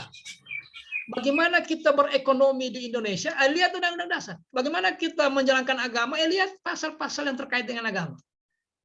Itulah terjemahannya Pancasila. Yang tidak teknis diuraikan di undang-undang. Nah, Bapak dan Ibu, salah satu fungsinya termasuk saya ya. Salah satu fungsi kita itu adalah melaksanakan kebijakan publik. Nah, kebijakan publik yang konkret itu secara nasional kira-kira apa? Apa bentuk konkretnya kebijakan publik di tingkat nasional? Siapa yang tahu? Karena kita kan pelaksana kebijakan publik. Kalau di tingkat nasional, kebijakan publik konkretnya seperti apa? Ya, pasti benar. Jawab saja. Biarpun tidak benar, seakan pasti benar kan itu. Apa kira-kira kebijakan publik konkret di tingkat nasional? Undang-undang. Makanya Pak Suryadi yang beliau eksekusi itu adalah undang-undang kesehatan. Ibu Reza yang dia eksekusi itu undang-undang tentang pendidikan nasional. Teman-teman di tenaga kerja, undang-undang ketenaga kerjaan. Di bencana alam, undang-undang penanggulangan bencana. Yang tidak teknis baru dijabarkan ke peraturan pemerintah. Baru masuk ke Permenkes. Baru masuk ke Permendiknas. Baru masuk ke Perda Provinsi. Atau Pergub. Atau Perda Kabupaten Kota. Atau Perbub. Atau Perwali. Nah, begitu Anda ditugaskan, terima SK, konsiderannya pasti ditunjuk undang-undang. Kalau Pak Dokter, pasti ditunjuk undang-undang Permenkes nomor sekian. Nah, kalau Permenkes, pasti dia menuju ke undang-undang kesehatan. Kalau undang-undang kesehatan, pasti menuju ke undang-undang dasar. Tidak boleh ada aturan yang di bawahnya bertentangan dengan di atasnya. Batal demi hukum. Silakan diuji di Mahkamah Konstitusi. Maka kita melaksanakan tugas hari ini dalam rangka setia kepada NKRI, Undang-Undang Dasar. Jadi SK yang kami terima itu pasti ada konsideran menimbang. Mengingat mau disebut undang-undang Perda, pasti ketemu dengan Undang-Undang Dasar, pasti. Dimanapun Anda bekerja, kita mengeksekusi undang-undang. Teman-teman, coba selain guru dengan dokter, siapa lagi ada di sini? Yang dari OPD lain, coba sebutkan. Siapa itu? Tidak ada, Pak, cuma guru dengan dokter. Tidak ada. Ada, Pak. Kalau ada yang lain, saya tunjukkan undang-undangnya. Kalau seandainya beliau ragu, tidak Pak, bukan begitu. Pelaksana kebijakan publik. Pelaksana kebijakan publik itu melaksanakan aturan perundangan. Jadi ya kesimpulannya taat pada aturan. Makanya tujuan Latsar ini dua sesungguhnya. Yang pertama, menciptakan atau membangun PNS yang profesional dan siapa ingat? Kan kita ini mau profesional dan berkarakter. Masih ingat ciri profesional? Ada dua ciri orang profesional itu. Apa cirinya? Siapa yang tahu? Ciri PNS yang profesional itu cuma dua. Ada yang tahu? Saya kira kalau Bapak dan Ibu ulang-ulang baca modul, pasti di awal-awal disebutkan bahwa Latsar ini bertujuan menciptakan PNS yang profesional dan berkarakter. Yang dimaksud yang profesional itu apa? Misalnya menguasai dan memahami tugas masing-masing. Ya, benar. Coba yang lain? Yang lain? Jadi sesuai dengan profesi. Apa Pak Suryadi? Bertanggung jawab. Ya. Jadi tidak ada yang salah karena apa yang Bapak dan Ibu jelaskan itu yang Bapak dan Ibu sampaikan itu penjelasannya. Ciri PNS yang profesional itu ada dua secara umum. Pertama, ahli di bidangnya. Harus ahli di bidangnya, Bapak. Makanya kalau kompetensi yang diminta itu ada 3. Teknis, kalau dia dokter ya kompetensi teknisnya, kualifikasi pendidikan kedokterannya. Kalau dia guru matematika, dia harus ahli di matematikanya. Begitu seterusnya. Jadi kompetensi teknis, kompetensi manajerial, kompetensi sosial kultur. Jadi dia ahli di bidangnya. Itulah orang yang profesional. Makanya dia selalu mengasah kemampuannya. Yang kedua, ciri pegawai yang profesional itu, PNS yang profesional. Yang kedua. Yang pertama, ahli di bidangnya dengan seluruh kompetensi yang dipersyaratkan. Yang kedua apa? Bekerja sesuai dengan aturan. Sudah profesional, sudah orang itu. Karena tidak ada satupun pekerjaan di kantor, di birokrasi yang tidak jelas dasar hukum. Tidak ada, semua ada landasan operasional. Saya mau tanya Bapak dan Ibu, kenapa Bapak dan Ibu pakai baju putih kemudian gelap di bawah? Kenapa itu? Aturannya, Pak. Aturannya. Ya coba bayangkan, yang sekecil itu diatur. Apalagi yang sudah menggunakan uang negara. Pasti ada aturan. Ada aturan. Anda disuruh membuat rancang bangun pembelajaran itu sebelum mengajar, bukan mengada-ada, bukan maunya kepala sekolah itu. Bukan. Ada aturannya. Supaya bisa dipertanggungjawabkan. Bapak dan Ibu disuruh meminta mengisi rapor itu bukan mengada-ada, bukan. Bukan tiba masa tiba kalau pakai rapor barangkali bagus ya. Nah, ada aturan. Kesimpulannya tidak satupun aktivitas kita di birokrasi yang tidak ada landasan operasional. Mulai pegawai dari direkrut sampai pensiun, semua ada aturan. Tidak pensiun menurut maunya. Saya sedang pensiun 3 bulan saja. Tidak bisa, akan ada aturan. Pak, saya habis mengajar matematika, nanti semester depan saya kembali ke PPKN. Nggak bisa. Nah, ya, ada aturannya. Pak, kalau dari SMP IMPA nanti tahun depan saya pindah ke SMA, Pak. Semua harus diatur dengan aturan. Oke? Jadi ciri PNS. Tujuan kita berlama-lama ini bikin Latsar ini cuma 2. Tercipta PNS yang profesional dan berkarakter. Ya, profesional itu yang tadi. Nah, supaya PNS ini berkarakter, bagaimana caranya? Supaya PNS berkarakter. Bagaimana kira-kira caranya itu, Bapak Ibu? Supaya PNS berkarakter.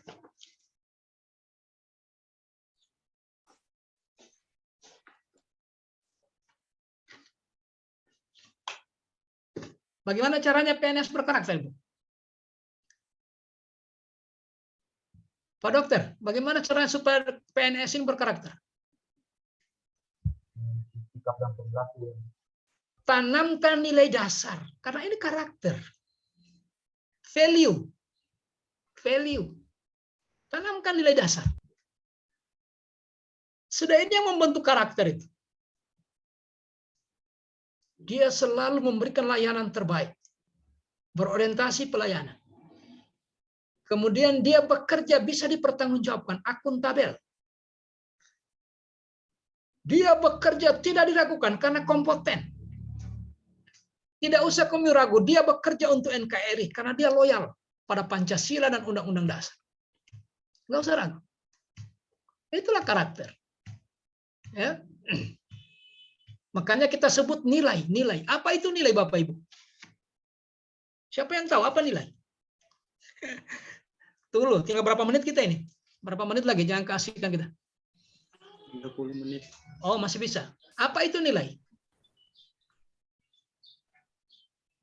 Kita sudah ngomong nilai dasar, nilai bela negara. Apa itu nilai itu? Nilai adalah value. Apa value? Apa nilai?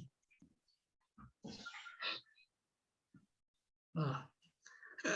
Jadi kita sudah lama ngomong tentang nilai, begitu disimpulkan ternyata berbeda pandangan kita. Bapak Ibu mendefinisikan nilai itu bahan makanan. Saya cabang olahraga. Nggak ketemu kita pada akhirnya. Jadi nilai itu apa? Nilai. Apa nilai itu? Ya, kalau sederhananya nilai apa? Standar ya. Bapak dan Ibu selalu memberi nilai. Habis pelajaran kasih nilai. Apa nilai itu? Apa nilai? Acuan, Pak. Ya, itulah standar acuan. Nah, kalau mau lengkap nilai itu dia nanti akan membentuk sistem nilai.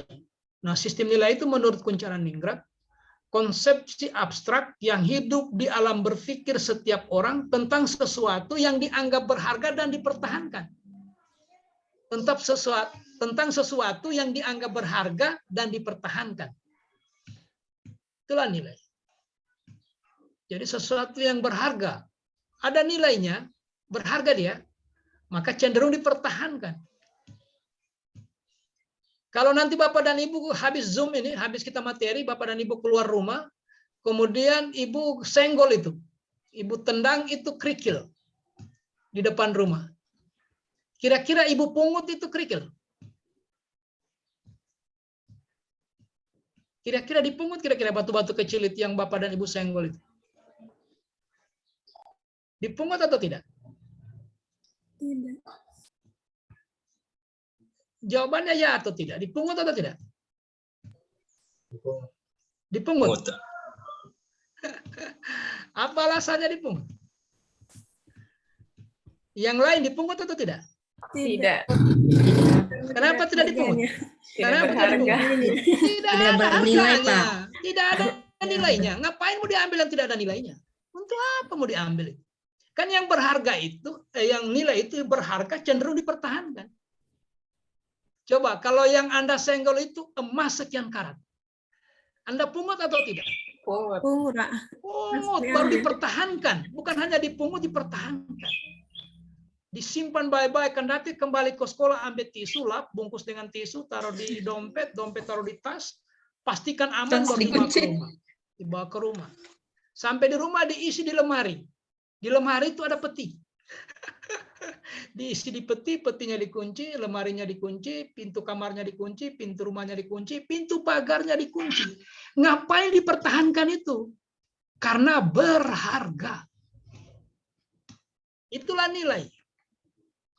Nah, apakah Pak menjaga rahasia memegang teguh, kemudian menjaga nama baik sesama ASN, apakah itu masih bernilai?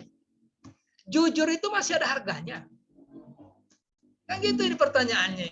Di pikiran kita masing-masing, konsepsi abstrak yang hidup di alam berpikir. Apakah kita jujur itu masih ada nilainya? Saya khawatir justru orang jujur itu dianggap bodoh. Bodoh juga Pak Suryadi. Bayangkan jadi kepala puskesmas sudah 7 tahun. Tidak berubah-berubah mobilnya, itu saja. Ada yang di situ Pak, baru 1 tahun jadi kepala puskesmas sudah 3 kali ganti mobil. Jadi orang jujur itu dianggap bodoh. Nah ini yang kita mau rekonstruksi cara berpikirnya. Kita nanamkan kembali nilai-nilai ini. Dasar. Jangan-jangan nanti di pikiran kita sudah terbalik-balik ini nilai dasar. Sesuatu yang dianggap berharga ternyata tidak ada harganya. Nah ini rugilah bangsa ini karena terjadi pergeseran generasi. Dari generasi saya ke generasi milenial. Istilah orang sekarang dari generasi kolonial ke milenial. Maka nilai-nilai harus berubah. Kira-kira begitu ya. Itu soal nilai. Sesuatu yang dianggap berharga dan dipertahankan. Dan cenderung dipertahankan. Nah, tinggal Bapak dan Ibu. Apa kejujuran itu masih ada nilainya? Kalau ada nilainya, pasti Bapak dan Ibu pertahankan. Hari ini kita mau meyakinkan bahwa nilai itu penting.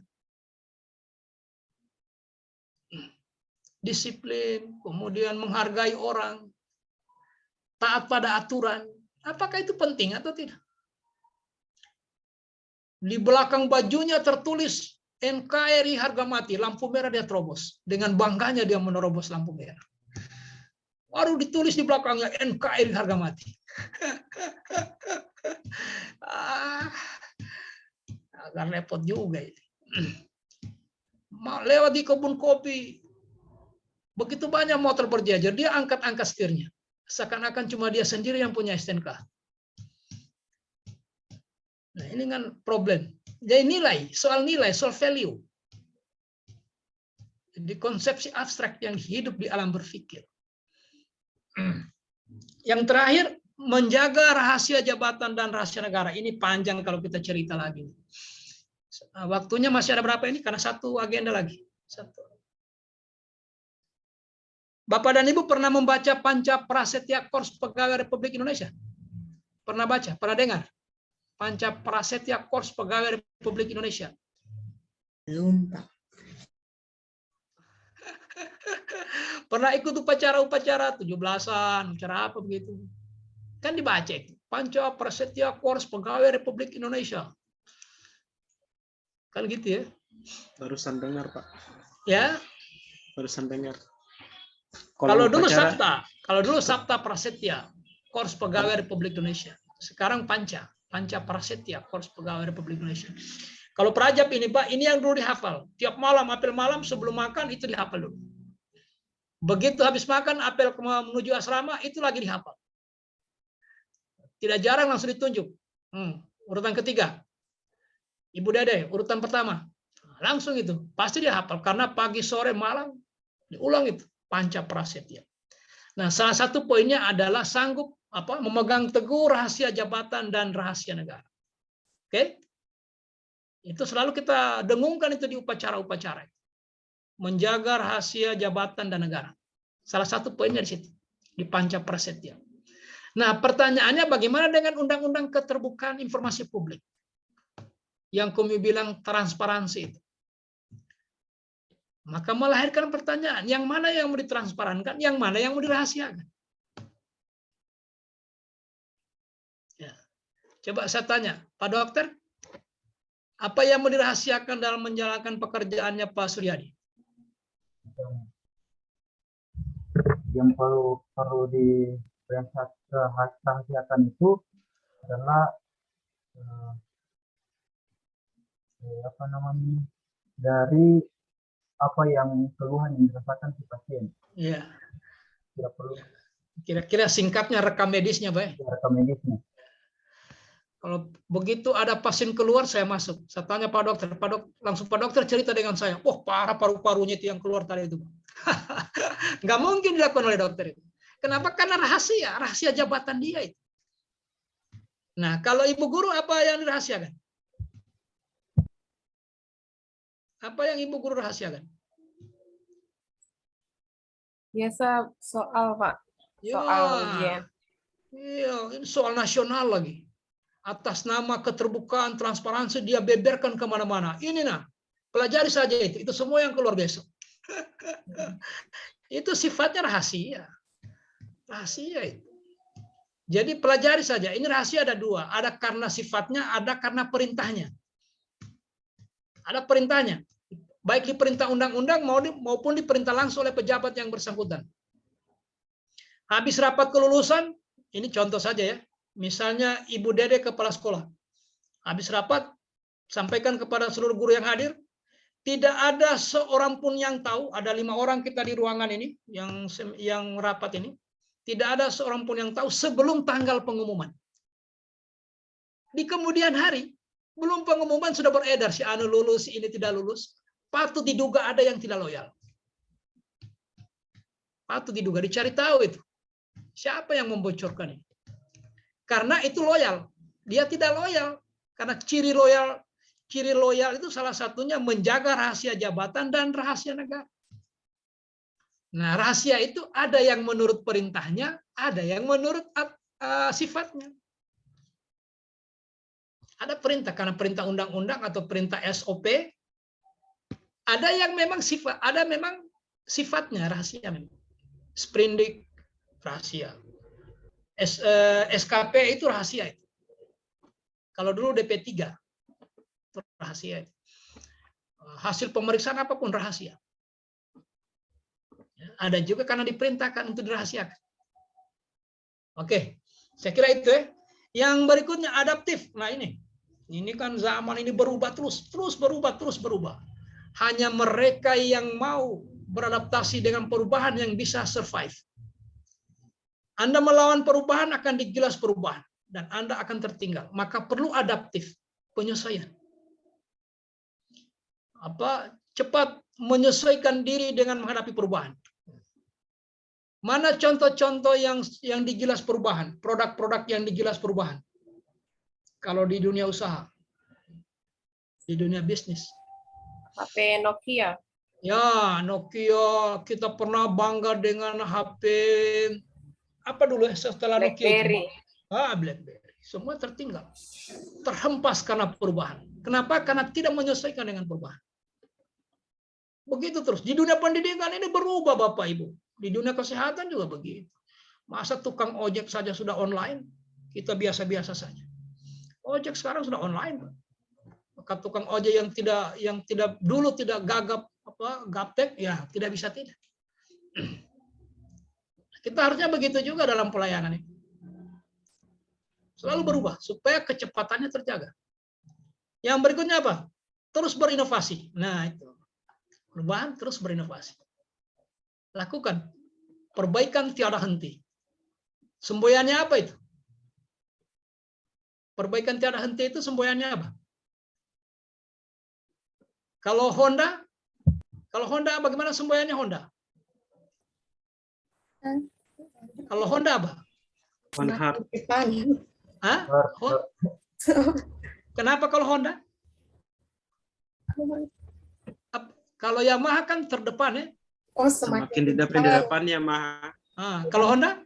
Kalau Honda one heart. Oh, satu hati ya. Kalau Suzuki? Inovasi tiada henti. Nah, masa di Suzuki dia itu. Masa di Suzuki. Jadi tiada henti. Lihat perubahan. Kalau berubah jangan ditinggalkan. Jangan sampai kita ketinggalan. Jadi terus berinovasi, mengembangkan kreativitas. Kemudian bertindak proaktif. Jadi tidak harus menunggu diperintah.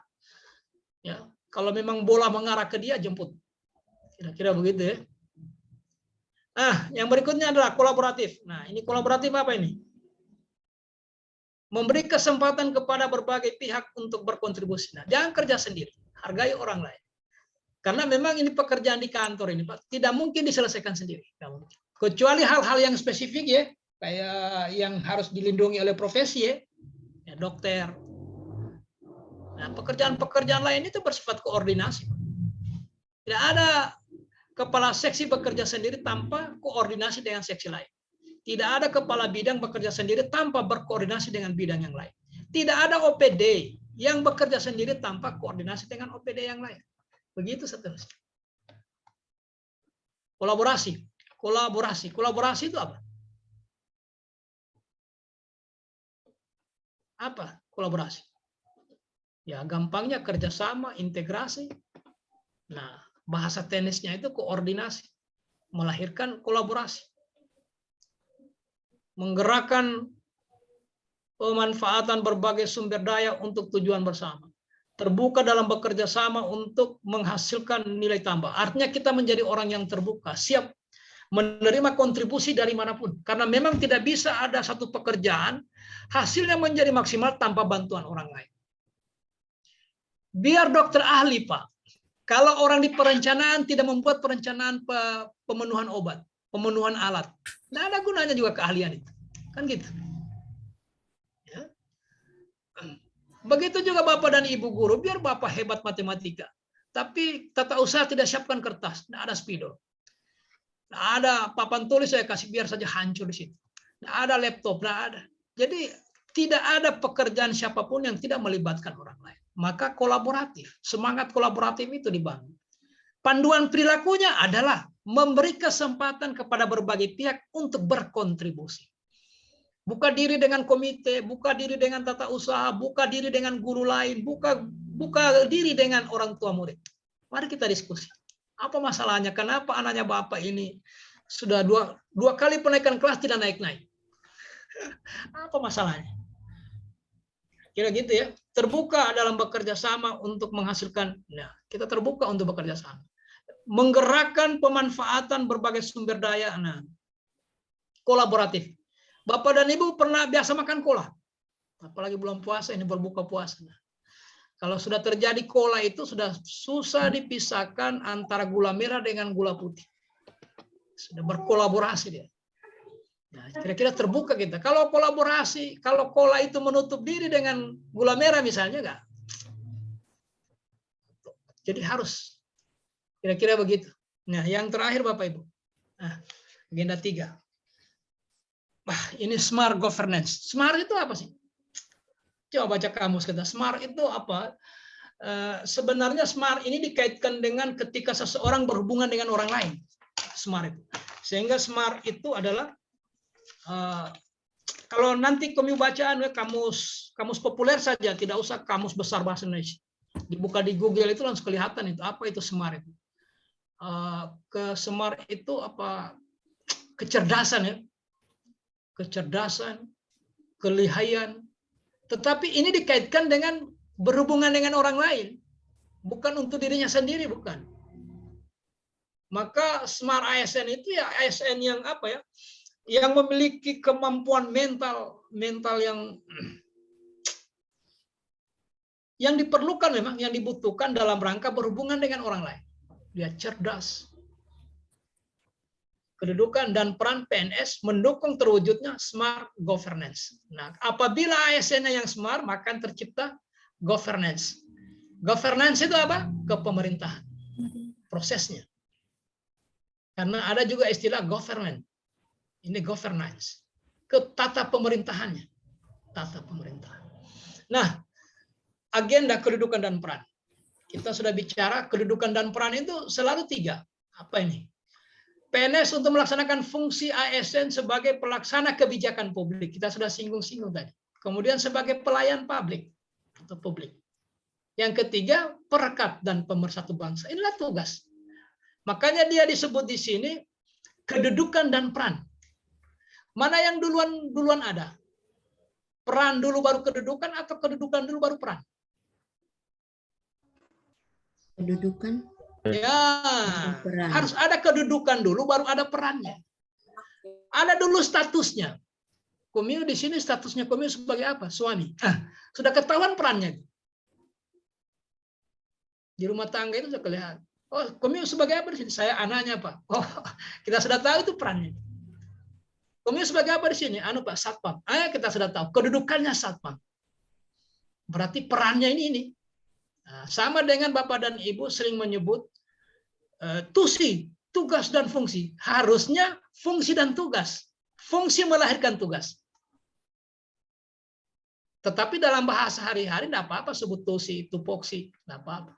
Kalau kembali ke Undang-Undang Nomor 5 2014 tentang itu disebut fungsi dan tugas. Fungsi dulu baru tugas. Jadi duduk dulu baru dikasih peran. Kasih jelas dulu statusnya, kedudukannya. Nah, kita ini dikaitkan dengan kedudukan dan peran. Pertama, melaksanakan fungsi ASN sebagai pelaksana kebijakan publik. Fungsi kita itu. Atau kita yang difungsikan untuk itu. Kita difungsikan negara untuk itu. Difungsikan kita.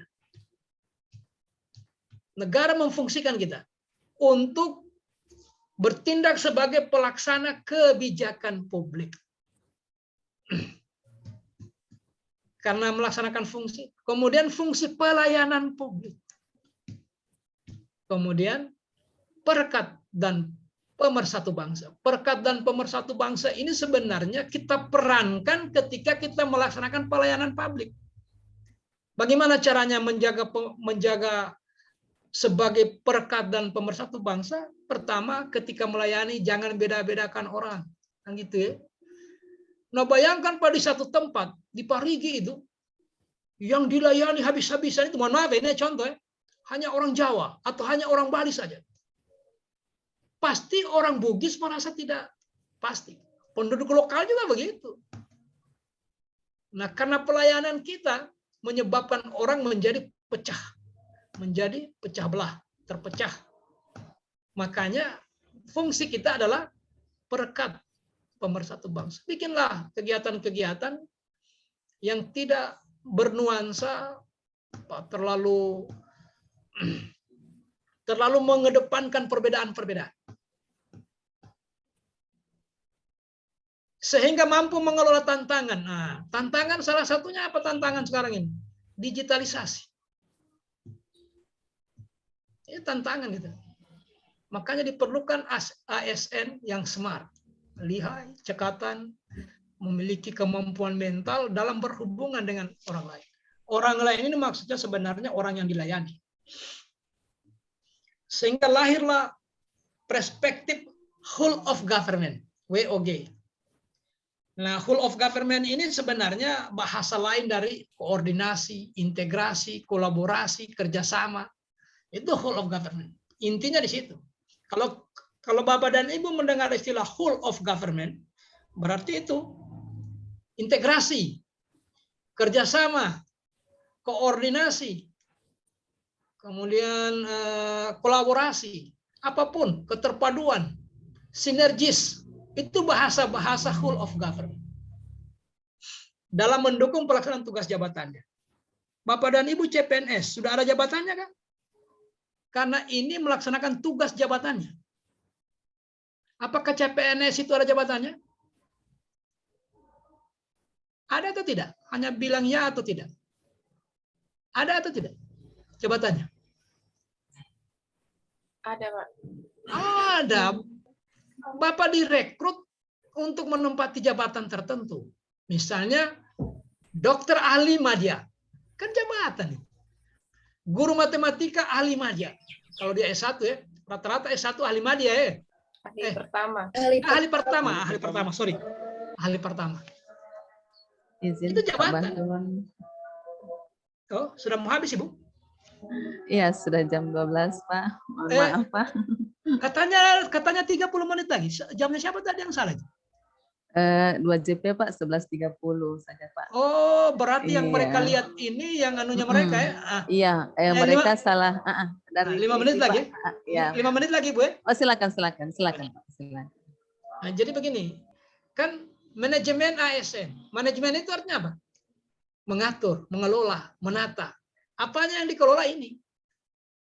Nah, kesimpulan dari manajemen ASN ini adalah apapun yang Bapak dan Ibu lakukan, sepanjang sasarannya adalah PNS, itu namanya manajemen ASN.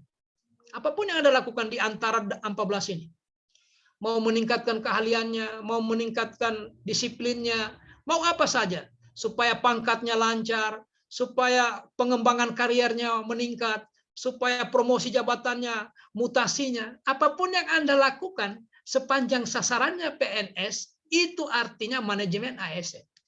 Maka angkatlah isu, kalau isu sasaran isu yang Bapak dan Ibu angkat itu PNS di tempat kerjanya Bapak, itu artinya Anda sedang bicara tentang manajemen ASN.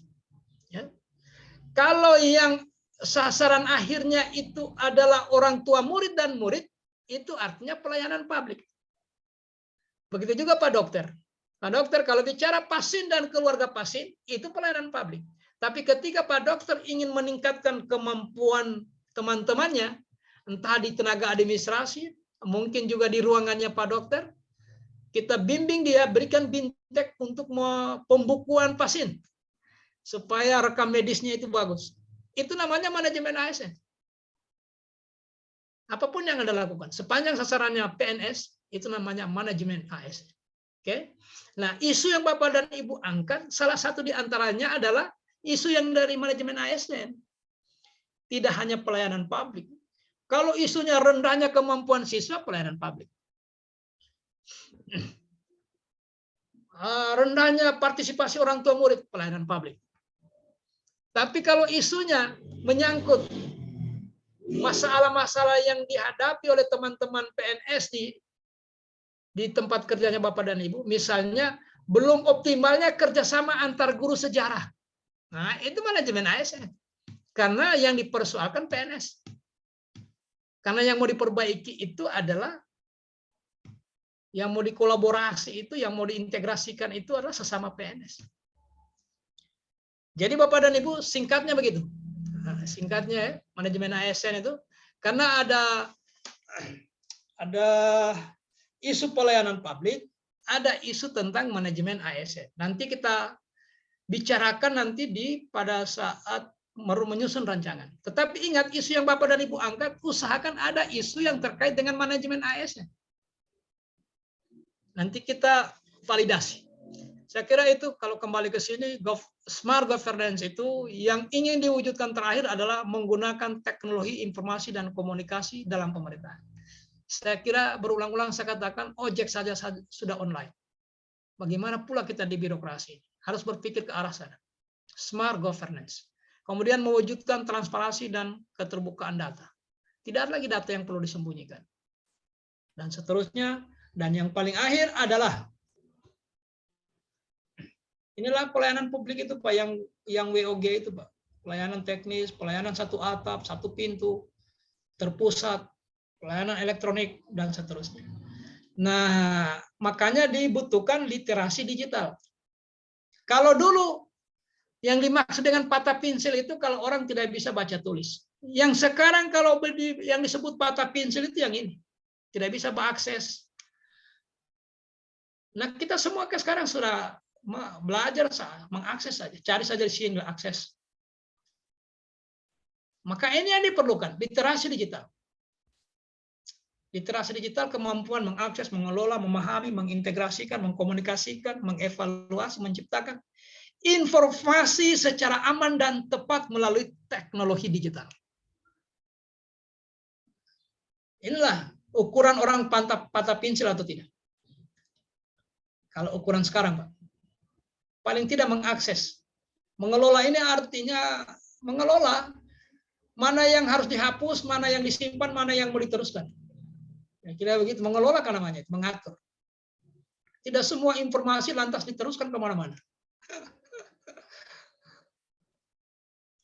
Dan seterusnya, makanya dibutuhkan kemampuan ini. Skill, kultur, etis, dan keamanan.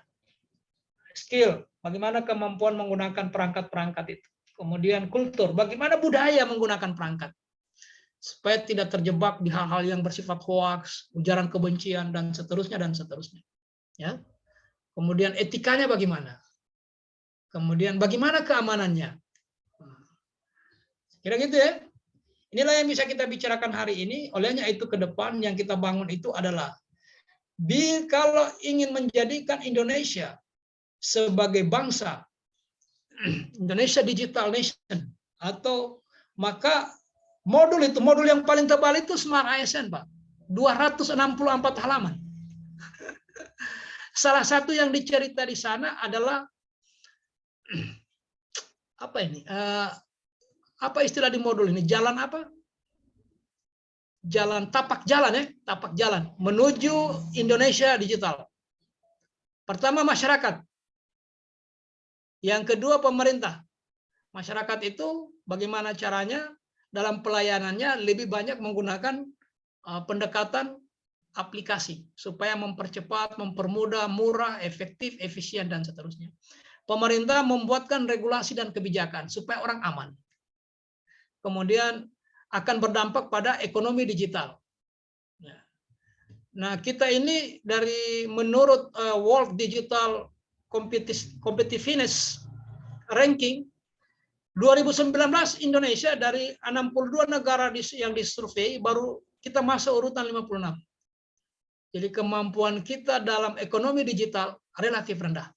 Karena rendah literasi maka rendah daya saing. Karena rendah daya saing, maka kita lebih banyak menjadi pasar daripada produsen. Nah, itulah tantangan-tantangan yang kita hadapi.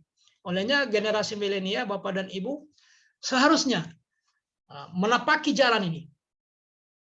Ini jalan menuju Indonesian Digital Nation. Jadi Indonesia Digital Nation. Tapak jalan menuju Indonesia Digital Nation. Bagaimana apa yang harus dilakukan di masyarakat, apa yang diperbuat pemerintah, ekonomi, dan seterusnya. Mohon maaf, jam yang Bapak dan Ibu lihat itu jam untuk 3 JP. Nah, saya hanya 2 JP hari ini. Tuangkanlah dalam rancangan. Pertama, cari isunya. Isunya harus ada salah satunya manajemen ASN. Isu pelayanan publik, dan seterusnya. Isu tentang kerjasama, koordinasi, atau WOG juga boleh. Kemudian, munculkan gagasannya. Kemudian rumuskanlah tahapan-tahapan dalam rangka mewujudkan gagasan. Dan seterusnya, dan seterusnya. Nanti kita ketemu, kalau tidak keliru, saya sepertinya mengajar lagi di sini, tanggal 26. Nah, ini kita bicarakan secara mendalam. Saya kira ini saja pertemuan kita hari ini. Ya. Dengan segala kelemahannya, saya mohon maaf, karena waktu kita sudah sangat terburu-buru. Dan saya yakin Bapak dan Ibu, apa yang saya sampaikan ini tinggal mengulang saja. Bapak dan Ibu sudah dengar semua di awal. Agenda 1 sudah diajarkan, agenda 2 juga sudah diajarkan, agenda 3 sudah diajarkan. Kita tinggal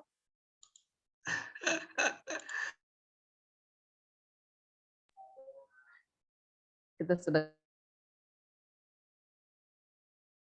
Ya kan? Kembali ke room besar sudah kita. Ya. Masalah